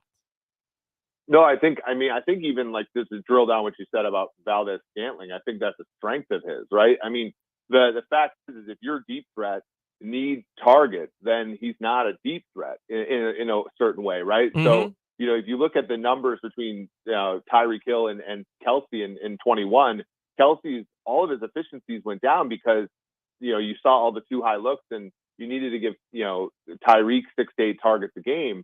If the other team is playing too high and Valdez-Scantling's job for that game is to run the defense off and he gets 0 targets, like he's going to be fine with it. Tyreek Hill is not going to be fine with it, right? And that's not a great that's not a perfect comparison, but when you have players who are, it's not great for your fantasy team, but when you have 3 players who are all kind of going to take what the defense gives you, you're going to get some games like the title game where MVS goes 116 and a touchdown. And you're going to get some games like the Super Bowl where he doesn't catch a pass. And that's going to be, I think, true of all of them. I think it's going to be less true of Sky Moore. I think he's more of the consistent kind of what Juju was, even though Juju down the stretch, he had fewer than 40 yards in all but 2 games the last like half of the year.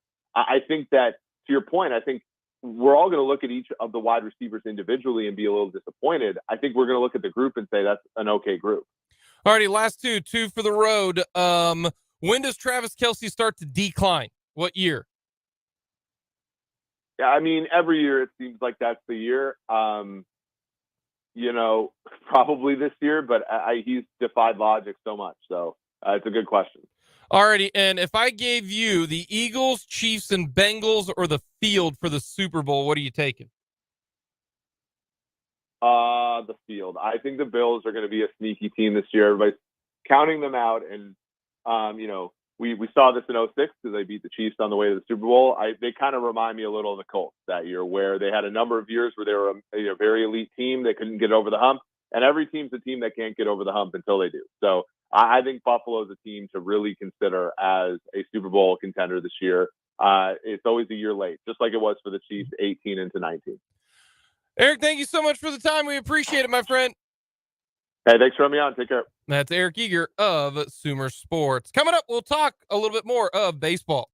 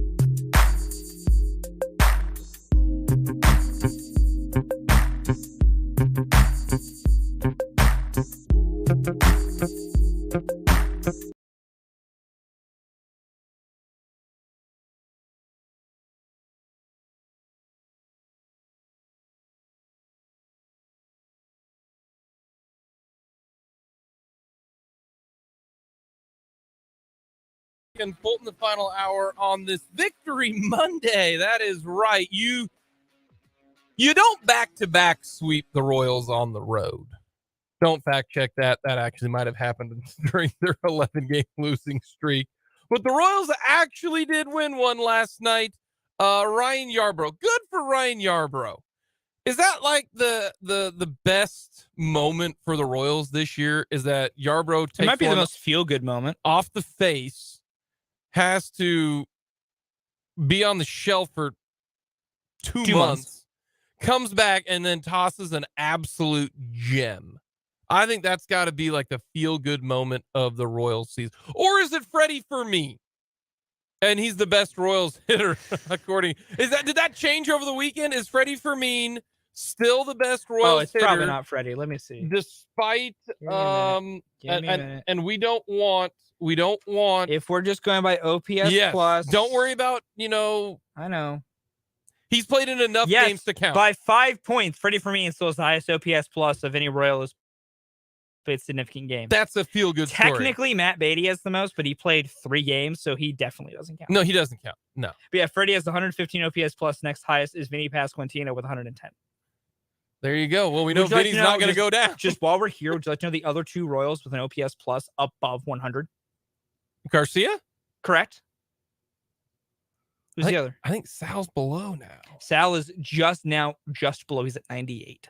Okay, so I've got... You got Michael right. I've already told you Vinny and Freddie Fermin. And there's a third right at 100. I apologize. There's a third also right at 100. So you're missing 2 guys who have at least 100 OPS plus. Come on, you can do it. You know this. I mean, I can just rattle off a whole bunch of Royals. I'll cut you off at some point, but no, come on. Just using your instincts, just first name off the top of your head. Who do you think? No, I'm gonna try to do this smartly here. I'm gonna try to do this smartly. He's on a roll right now because he's crushing the baseball. Mm-hmm. It's Bob. It is Bobby Witt Jr. He's 103 OPS plus, right with Michael Garcia. Okay. And there's a last one who's at exactly 100. Is an exactly at this moment league average hitter. Gotcha. My son's favorite Royal. He's 3. Went to his first Royals game this year. In left field. He was cheering him on. I said, hey, look, bud, that's Nick Prado. Go, Nick! As my son kept on saying, go, Nick, the entire game. Nick Prado. You were correct. It's Nick Prado. Boom. Got him all right? I even told you, don't overthink it. Just don't overthink it.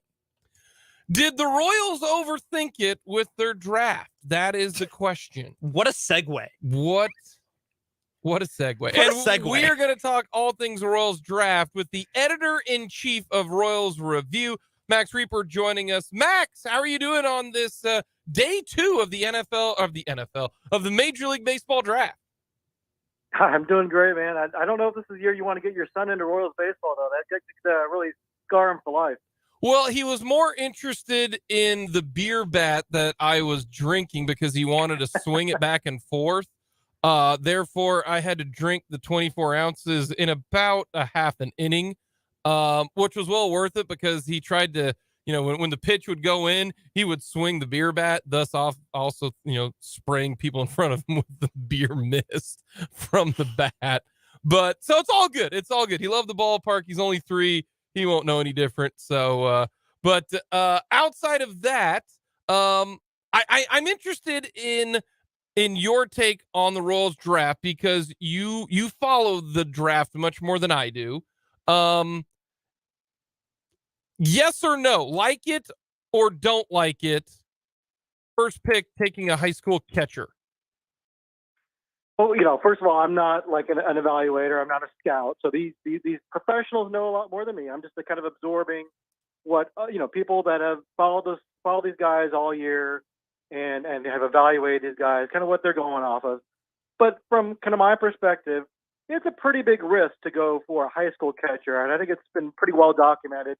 I was looking at kind of past drafts over the last decade or so. From 2010 to 2019, there were about 28 catchers taken in the first round, half from college, half out of high school.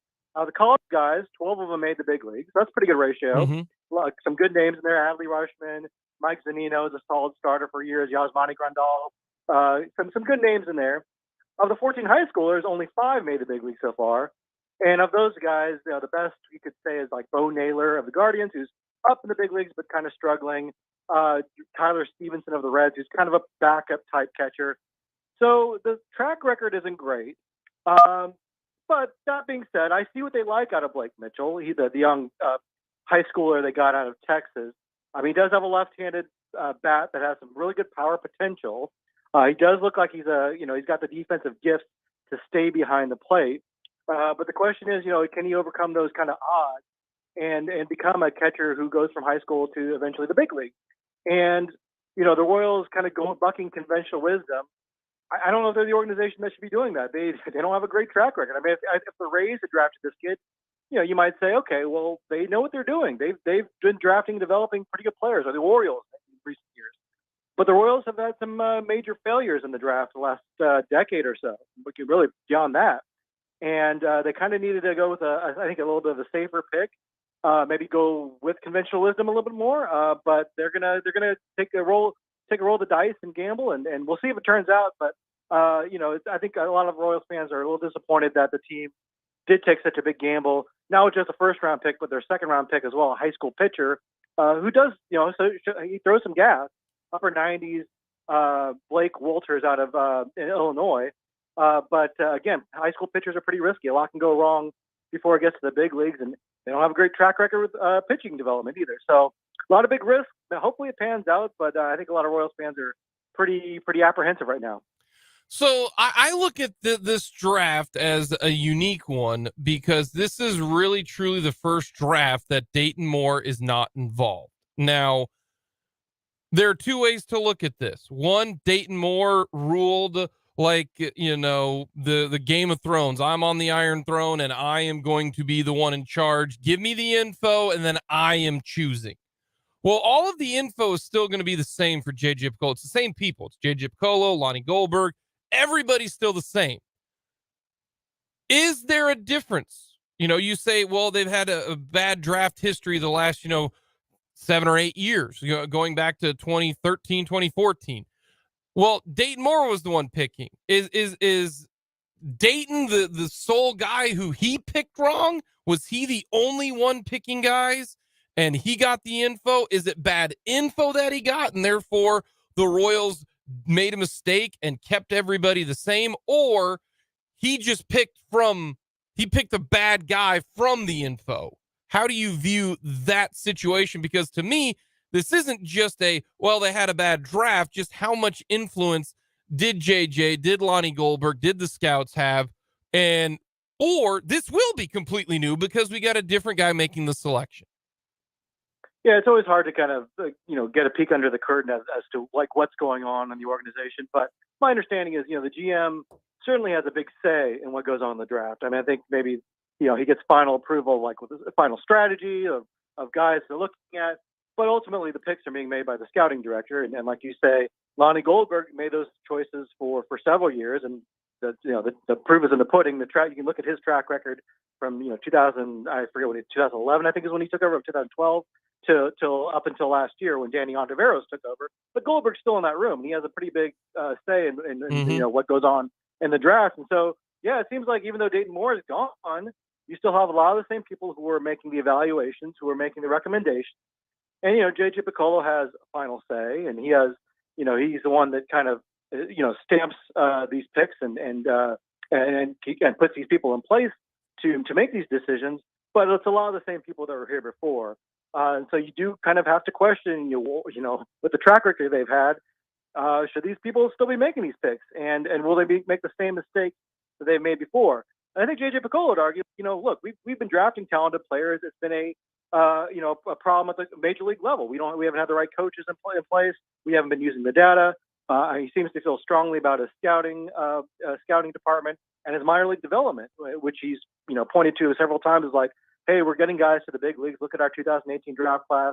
These guys are getting to the big leagues. It's a matter of getting results at the big leagues, which I think you could quibble with because I don't think the Royals are at the top of a lot of prospect lists in terms of, what the objective media outlets would say as far as evaluations of prospects. So I think you could definitely argue that it's not just a major league coaching issue. So because there's so many people still in place that have made so many of the mistakes over the last decade. Again, that feeds into the skepticism I think a lot of Royals fans have about this draft, and that the Royals really haven't earned the benefit of the doubt to be, going against the grain and drafting a high school catcher and a high school pitcher with all the risks they entail. What's a better draft process? Going with safe, like Gavin Cross, or going with super high upside in Blake Mitchell? Yeah, it's a good question. I mean, I think, a lot of it depends on where you are as an organization and what kind of upside we're talking about. But I think where the Royals are right now with their system so depleted, I think you kind of have to go with some safe picks early on. And if you have a chance to grab a guy late in the draft who has some high upside, the guy who they took last year in the 20th round, like Austin Charles, who was a high schooler, who was a two-way player, great arm, great power, very raw, but he fell to them in the 20th round because of bonus demands. They were able to sign him for a little bit under $500,000. And, it's very early on, but for the first couple of weeks in the low A ball, he looks really great for like a 19-year-old kid. So those are the kind of chances you can take later on in the draft. And again, Blake Mitchell looks like an impressive bat. I don't think anyone would have minded if the Royals, somehow got him in the second round. I think they would have loved it if they got him in the second round. It's just they had a chance here with the number 8 pick in the draft, in what was considered to be a pretty good draft for bats, especially college bats, and use it on a kind of a big risk in Blake Mitchell. Now we'll see. Sometimes there's guys that kind of break the mold. I did kind of chuckle when Danny Ontiveros referenced Bryce Harper. Like, okay, no expectations here, but you never know. A guy like that can sometimes bust through. Mike Trout he wasn't a top 10 prospect going into his draft. Of course, he quickly proved all those evaluators to be wrong. So there's always a chance that this kid turns into a really good bat that's behind the plate for a long time for the Royals, or even there's a possibility he moves to the outfield and becomes a right fielder and an all-star in the outfield. So there is talent there. I mean, I don't want to make it sound like this guy's a bust already and he's horrible and he's never going to make it, because he does have a lot of talent. I think there just is a lot of risk and a high, some bust potential there.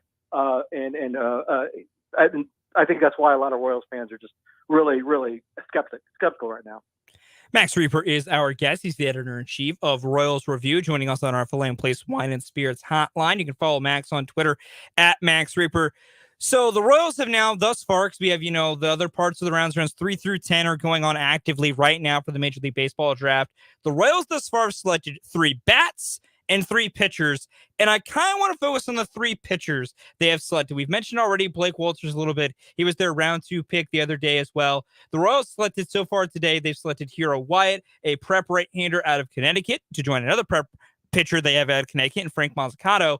And then they also selected the left-hander out of Vanderbilt, Hunter Owen. Overall, not really breaking down either of them individually, but with those 3 arms together, the Royals really, pitching development is the thing that I think is the next big step and big test for this new regime, so to speak, because that was the thing everyone was harping on for the Royals and how archaic their system was.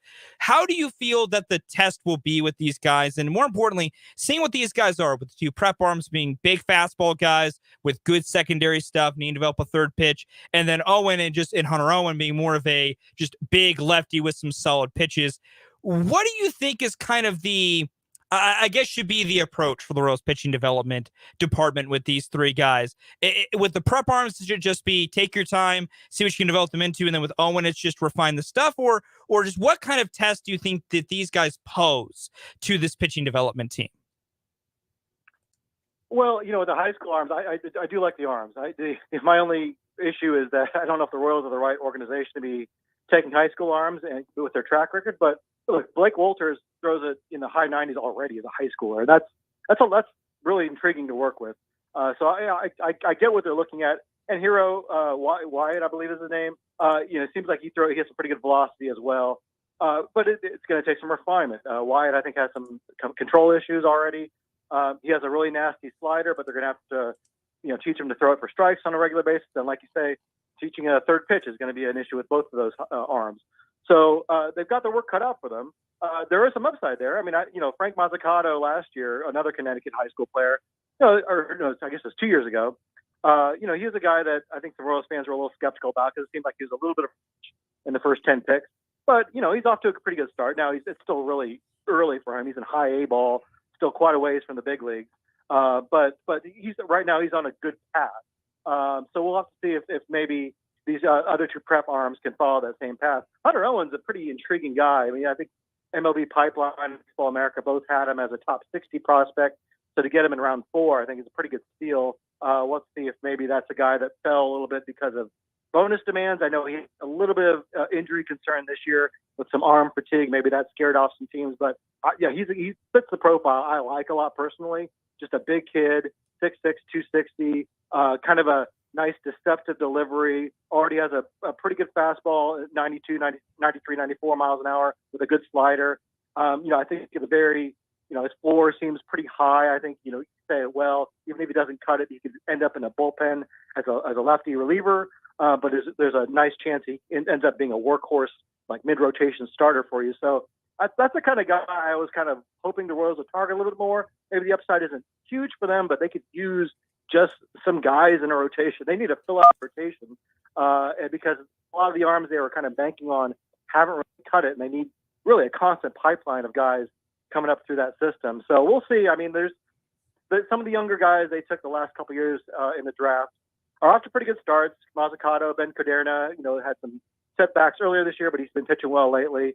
So, maybe they have figured out something with pitcher development, but it's still going to be several years until we kind of see the fruits of that labor.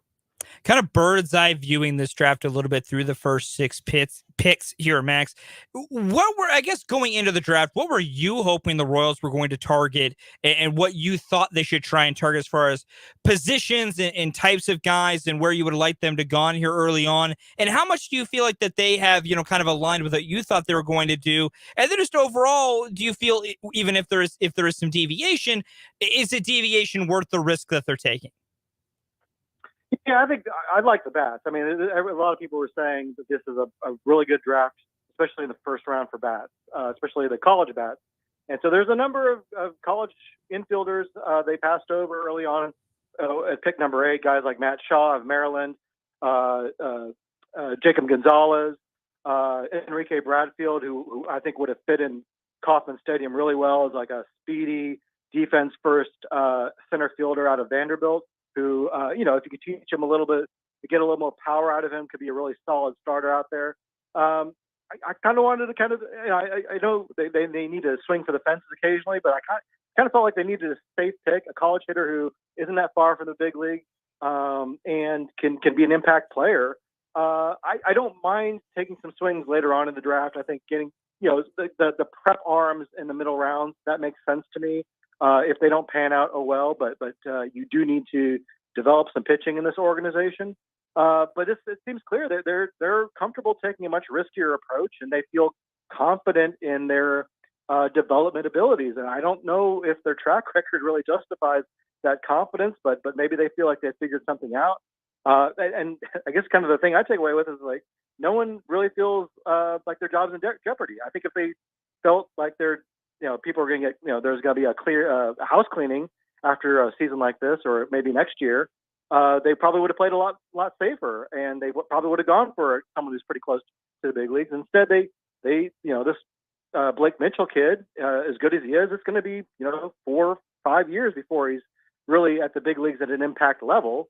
So this is a front office that probably feels like they've got some time here. They've got a long leash, and they may be right about that. So that's kind of my takeaway from this draft, that they're taking some risks, and maybe those risks will pan out. But I'm not really confident that this is a organization that's at a point where they can be taking those kind of risks.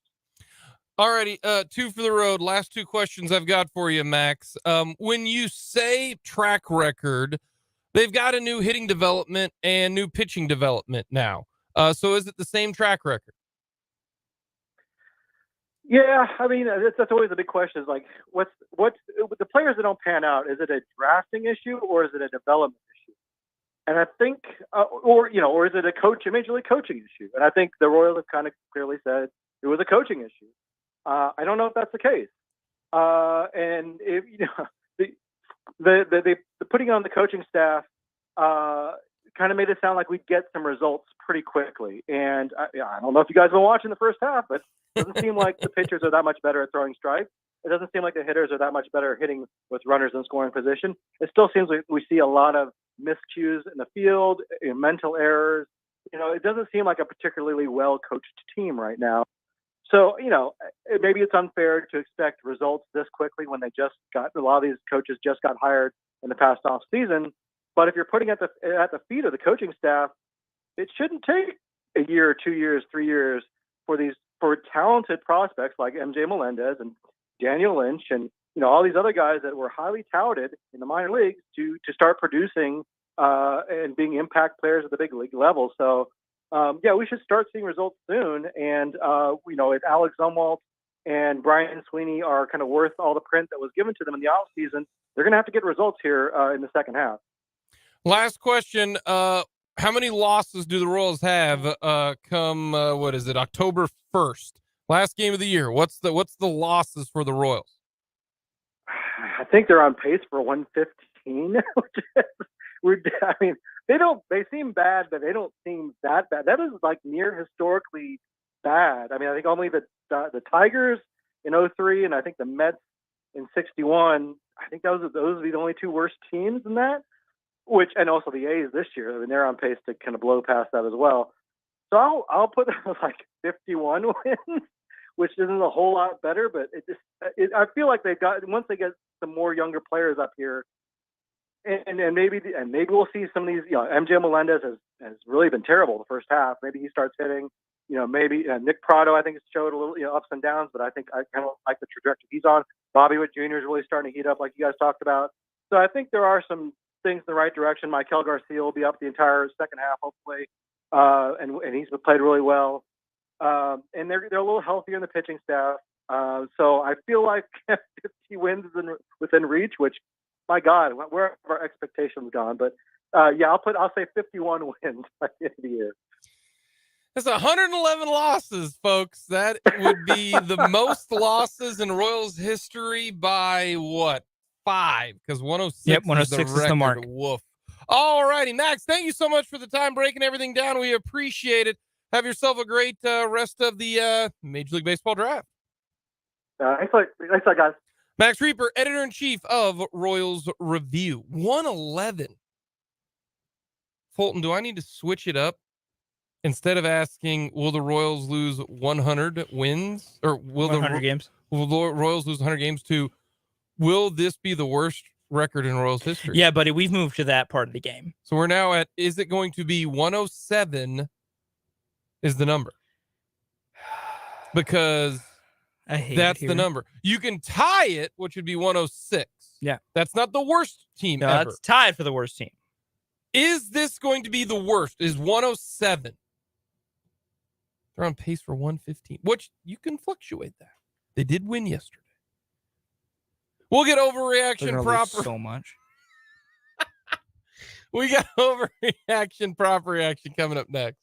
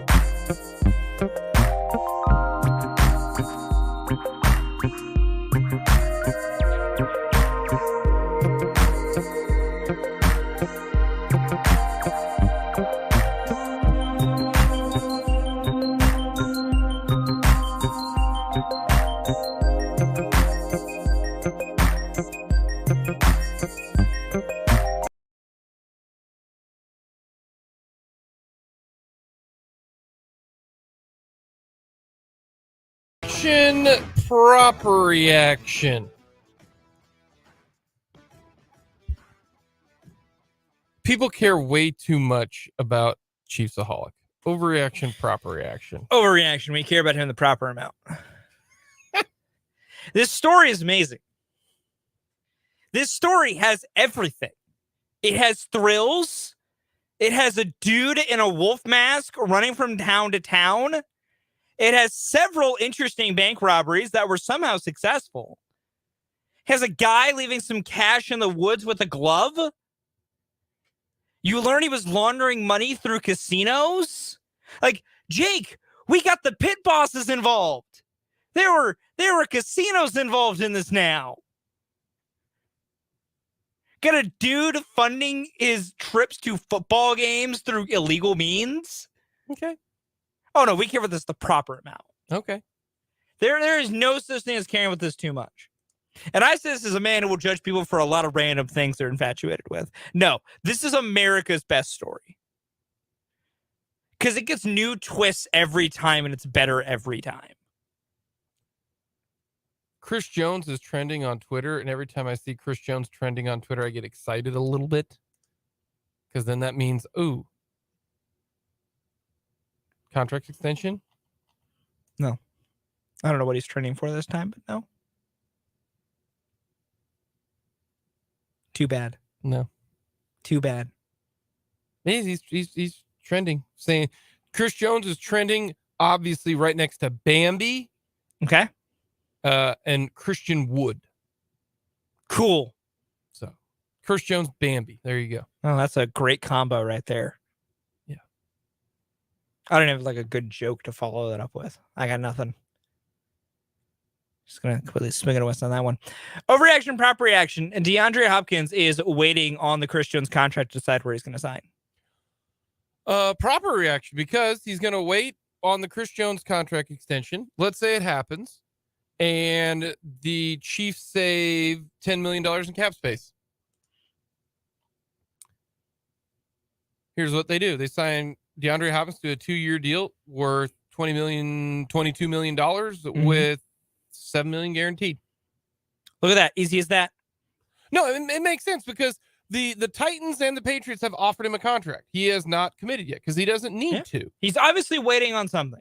So how much money do the Chiefs free up? It's going to be more than a 1-year deal, because then you can move some of that money around if you're the Chiefs, because the Chiefs still need about $5 to $6 million for the year, because you can't just go into the year with this. So they're now you can always move Pat's money around a little bit more, but and move other people around. But no, it's pretty simple. It's you go 28 million to you could go 28 million this year and go all the way down to like 8. You could save $20 million this year. You just throw it down the road. And there's $20 million that you could make. Go from a $20 million, $28 million cap hit to 8. No, he's waiting to see the number that the Chiefs can give him once they give the Chris Jones extension. So no, I think that's the proper reaction. Then he's going to go, okay, not going to play for the Chiefs because they're only going to give me $8 million or $9 million or $10 million. And I'm going to value going and playing for the Titans and catching passes from who did Ryan Tannehill still? No, didn't they draft who drafted eats the banana whole? Kentucky guy. Will Levis, didn't Will Levis go to Tennessee? Potentially. Did he go to Tennessee? Yeah, he went to Tennessee. Okay. I literally couldn't tell you. Yeah, or he could catch passes from Malik Willis. You're going to go catch passes from Will Levis, Malik Willis for the next 2 years? No, you're not going to. $2 million worth that? What a terrible headache that is. You're going to go, I don't know how much money it is. If it's like $5 million, yeah, what's the number? I don't know. I'd rather go play in a fun organization that's going to win, catch passes from Patrick Mahomes, or I'd rather make $3 million more and go do this. Like, yeah, I would take the $3 million more because that's $3 million. He's made already $111 million. Yeah, I don't know. He's definitely waiting something out to drive up bidding war. He's 100% trying to get someone to pay him more money too. I don't think it's a bidding war. I think it's either that or he's waiting for somebody to offer him something, i.e. the Chiefs. I think it's what's the number the Chiefs are going to give, because they can't give him a number right now. They can't give him a number. True. Our number is not even league minimum. Yeah. Our number is TBD because we got to get Chris sorted out first. Yeah, exactly. That's true. Valid point. If I were a wide receiver who has not made much money, I would go to the bigger contract. Yeah. He's made $111 million. But That's just me. If I had $111 million, I'd care more about situation than money. If I had $111 million, my life would be a lot different. It would. I have long told you and the people listening to this show, if all of a sudden one day I'm not here and you don't know where I'm at, I won the big lottery. I'm disappearing. Just moving somewhere? No, like you won't hear me on the air. Like I'm retiring. I'm done. If you gave me $10 million right now, I'm quitting my job. Same. I will live off $10 million easily. Take a nice long break. Break? I might eventually start doing something again just because I get a little bored. No, I could never be bored. Never. Gotta do something. Oh, I got plenty of things to do. Maybe what I end up doing is not like work. I gotta start doing something. Yeah, no, you just do something. I'm not gonna work. It's gonna be, probably get really into a hobby. Exactly. I got a lot of stuff I could do. You just start golfing literally every day. Maybe not every day, but I do a lot of stuff. I'd golf. I would try to better things, the community, volunteer, do stuff that makes me feel happy. Because you don't got to worry about money. You can do stuff that you just enjoy. Could get your kids a pony. I know. I got aunts and uncles who have horses. We're good there. I could take them there instead of, having to come to work. Oh yeah. I would never be bored ever. Sure. Yeah. Someone gives me $10 million. I will disappear. I mean, I'd still live here in Topeka. Might buy a house somewhere else, Get you a little place in the Poconos. I'm not gonna lie to you, I don't know where that's at. I believe Pennsylvania. The Poconos? Isn't that an island? I thought. I don't know. I couldn't tell. It you. is the Pocono Mountains. It is well done in Pennsylvania. No, not going there. If I do anything, it'll be Colorado. Get a house in Vail. Could do that. Oh yeah.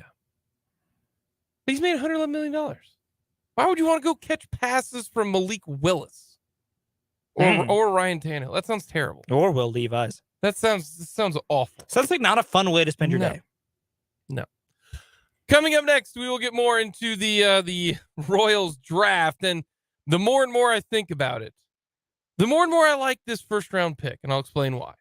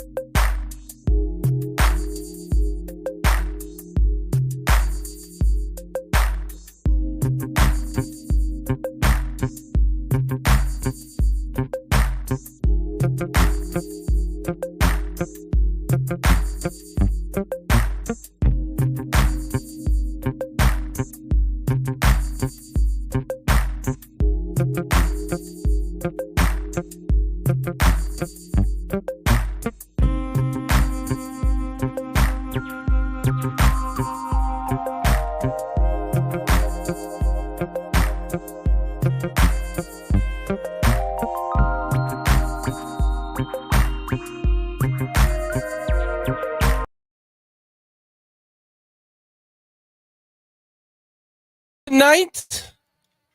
Price starts around 7, I'd imagine. I'm going Pete Alonso. Fulton, you're going with? Julio Rodriguez. So one of our guys is going to be eliminated right out of the gate. Yep. Either I'm going to be right. Well, maybe not, because Pete Alonso or Julio Rodriguez could lose. But one of us is going to be more right than the other immediately. Fulton? Probably you, but that's fine. Fulton? Because you want to let me take Pete. So you want Pete? I would have probably picked Pete. I think he's going to get number 3 tonight. Number 3. Tying Ken Griffey Jr. as we did the research. Yep. Becoming only the second man to win 3 home run derbies.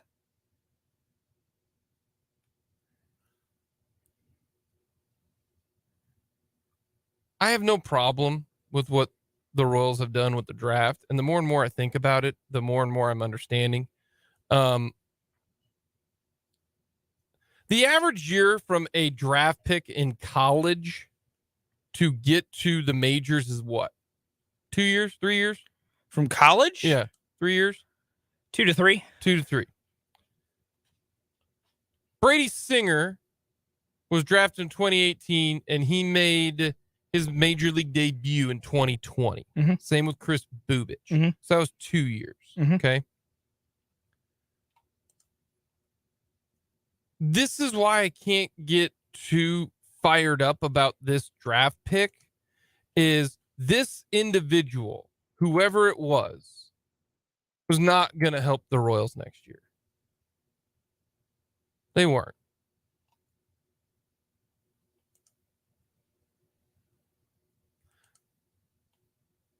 That's why the only person who's going to help the Royals be good next year is John Sherman and JJ Piccolo in the free agent market. That's the best way to help the Royals next year. For people to care about the Royals next year has nothing to do with what happened yesterday or today. Look at the draft from 2021. And I've changed my complete tune on all things Royals from the grand scheme of things. And the reason why is until they actually win, no one will pay attention to them except for the 10% of folks who are baseball junkies. Fulton, you are a baseball junkie. Yep. And I mean that respectfully. Like that's what you love. You love baseball. You love the in and outs. You are a guy who will pull up Pitch Savant? Baseball Savant. Baseball Savant. I was close. And you will look at the what is thrown at what pitch and where it was located and what was the count that it was thrown and the velocity and the spin rate. Like that's you love that. Yes, that's my stuff. That's the you're like the 1%. But even the 10% of people. Yeah. Over this last 2 months, since the Royals have been absolute garbage from May, June, and now into July, no one cares who they draft. No one cares what they do until end of March next year. If they are good, people will care. And it was proven in 13, 14, 15, 16, and 17. The Royals had a ton of people show up to the K in 2017. I want to take a look at their attendance real quick. 2017. The Royals had more people show up in 2017 than they did in 2014 by 300,000 more people. If you are competitive, and they were 500 that year, people will show up to watch the Royals. The only way that the Royals are going to be competitive is if they get dudes. I don't need mediocre. Look at what the Royals had when they were winning. They had dudes. You got to go get guys who can be difference makers. Do you think the Royals are going to be so good at drafting now? You know, like, and to each their own. Everybody's got their opinion. This is me not calling out people who don't like this pick. They're like, oh, they have a bad track record, right? Well, let's play it safe. Awesome. We're going to play a safe pick who's going to be average in the majors. The Royals don't need average in the majors. You know what the Royals need? They need really good players. Because right now they don't have any. You need really good players. So that means, to me, you need to take swings at high ceilings. You want to know who the Chiefs need right now? The Chiefs need really good average players who can fit in. You want to know who's a really good player, but who has not a very high ceiling? In fact, I think he's at his ceiling. He's hit his ceiling in year 2. Nick Bolton. Nick Bolton was the perfect pick for the Chiefs. High floor, low ceiling. You want to know what Nick Bolton does? He makes tackles, and that's it. That's exactly what the Chiefs need. You want to know who's another high floor, not a reach and all that kind of stuff, McDuffie. High floor. I don't know how high a ceiling he's going to have, but I know he's going to be pretty damn good. Mm-hmm. That's what the Chiefs need. They've got their elite dudes. Pay Chris Jones, by the way. The Royals don't have any elite guys. They actually, right now on this roster, if you look at it, they've got one elite talent. That's it. That's Bobby Witt Jr. That's all the elite high upside talent. Michael Garcia, not in the same level of Bobby Witt Jr. because he can't hit. Well, when I say hit for power, right? Like Vinny Pasquantino, I wouldn't consider him elite. I consider him, a pretty good player. I think he's almost at his ceiling. I think if you would have projected his nice start and everything like that, I think he's almost at his ceiling right now. Hits on base, hits for doubles, will hit for more power, but they don't have a lot of high ceiling guys. That, to me, that's what they need. Oh, great. You got a bunch of, Edward Olivares. Sweet. That ain't going to get you anything. Like, that's how I'm looking at it. Like, in order to win and actually win, you need talent. That's why I don't mind the pick. The process is complicated. Baseball drafting is complicated. You scream that from the mountaintops. You need both. That's the annoying part. And more importantly, if you are the Royals, you need both.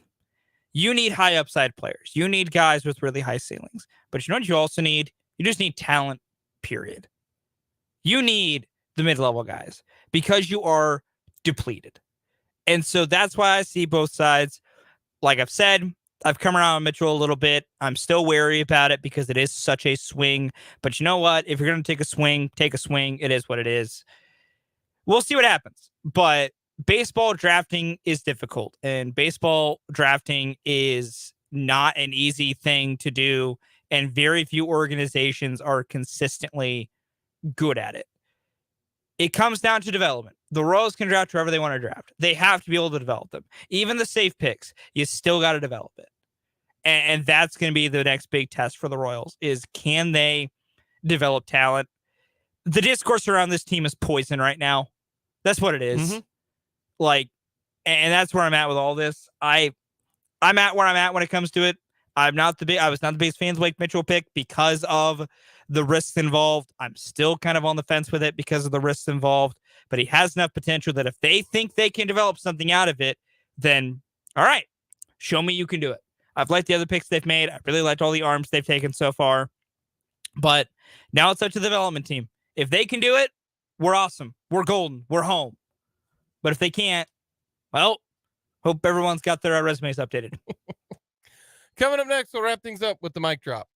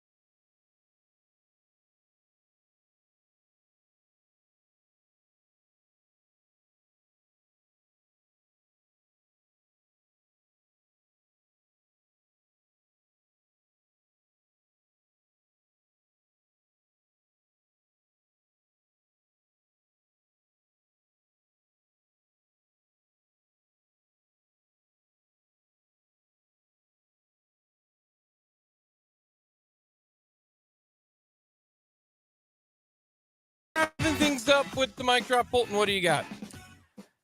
Best time of the year begins the next 2 days. Home Run Derby tonight, which is just so much fun, so enjoyable, because is there nothing more pure in sports than watching a bunch of grown men smack dingers over the wall to a roaring audience who just loves everything they're saying? Because it's a truly astonishing feat watching a man just flick his wrist and a ball goes like 495 feet. It's awesome. It's cool. Then we get the All-Star game tomorrow, and I'm pretty excited for it. But overall, I like this time of year. It's a nice little break, and it's fun baseball for once. Chiefsaholic was on the lam for 4 months. He was. And he ended up in California. But also, the sheer fact that this man stole $300,000 one time from a bank and got away with it. But the Chiefs lured him back. That is go to a Super Bowl. That is loyalty, and that is love. Get you someone who's as loyal to you as Chiefsaholic is to the Chiefs. Exactly. That's amazing. Coming up next, we got 580 Sports Talk. We'll talk to you tomorrow at noon.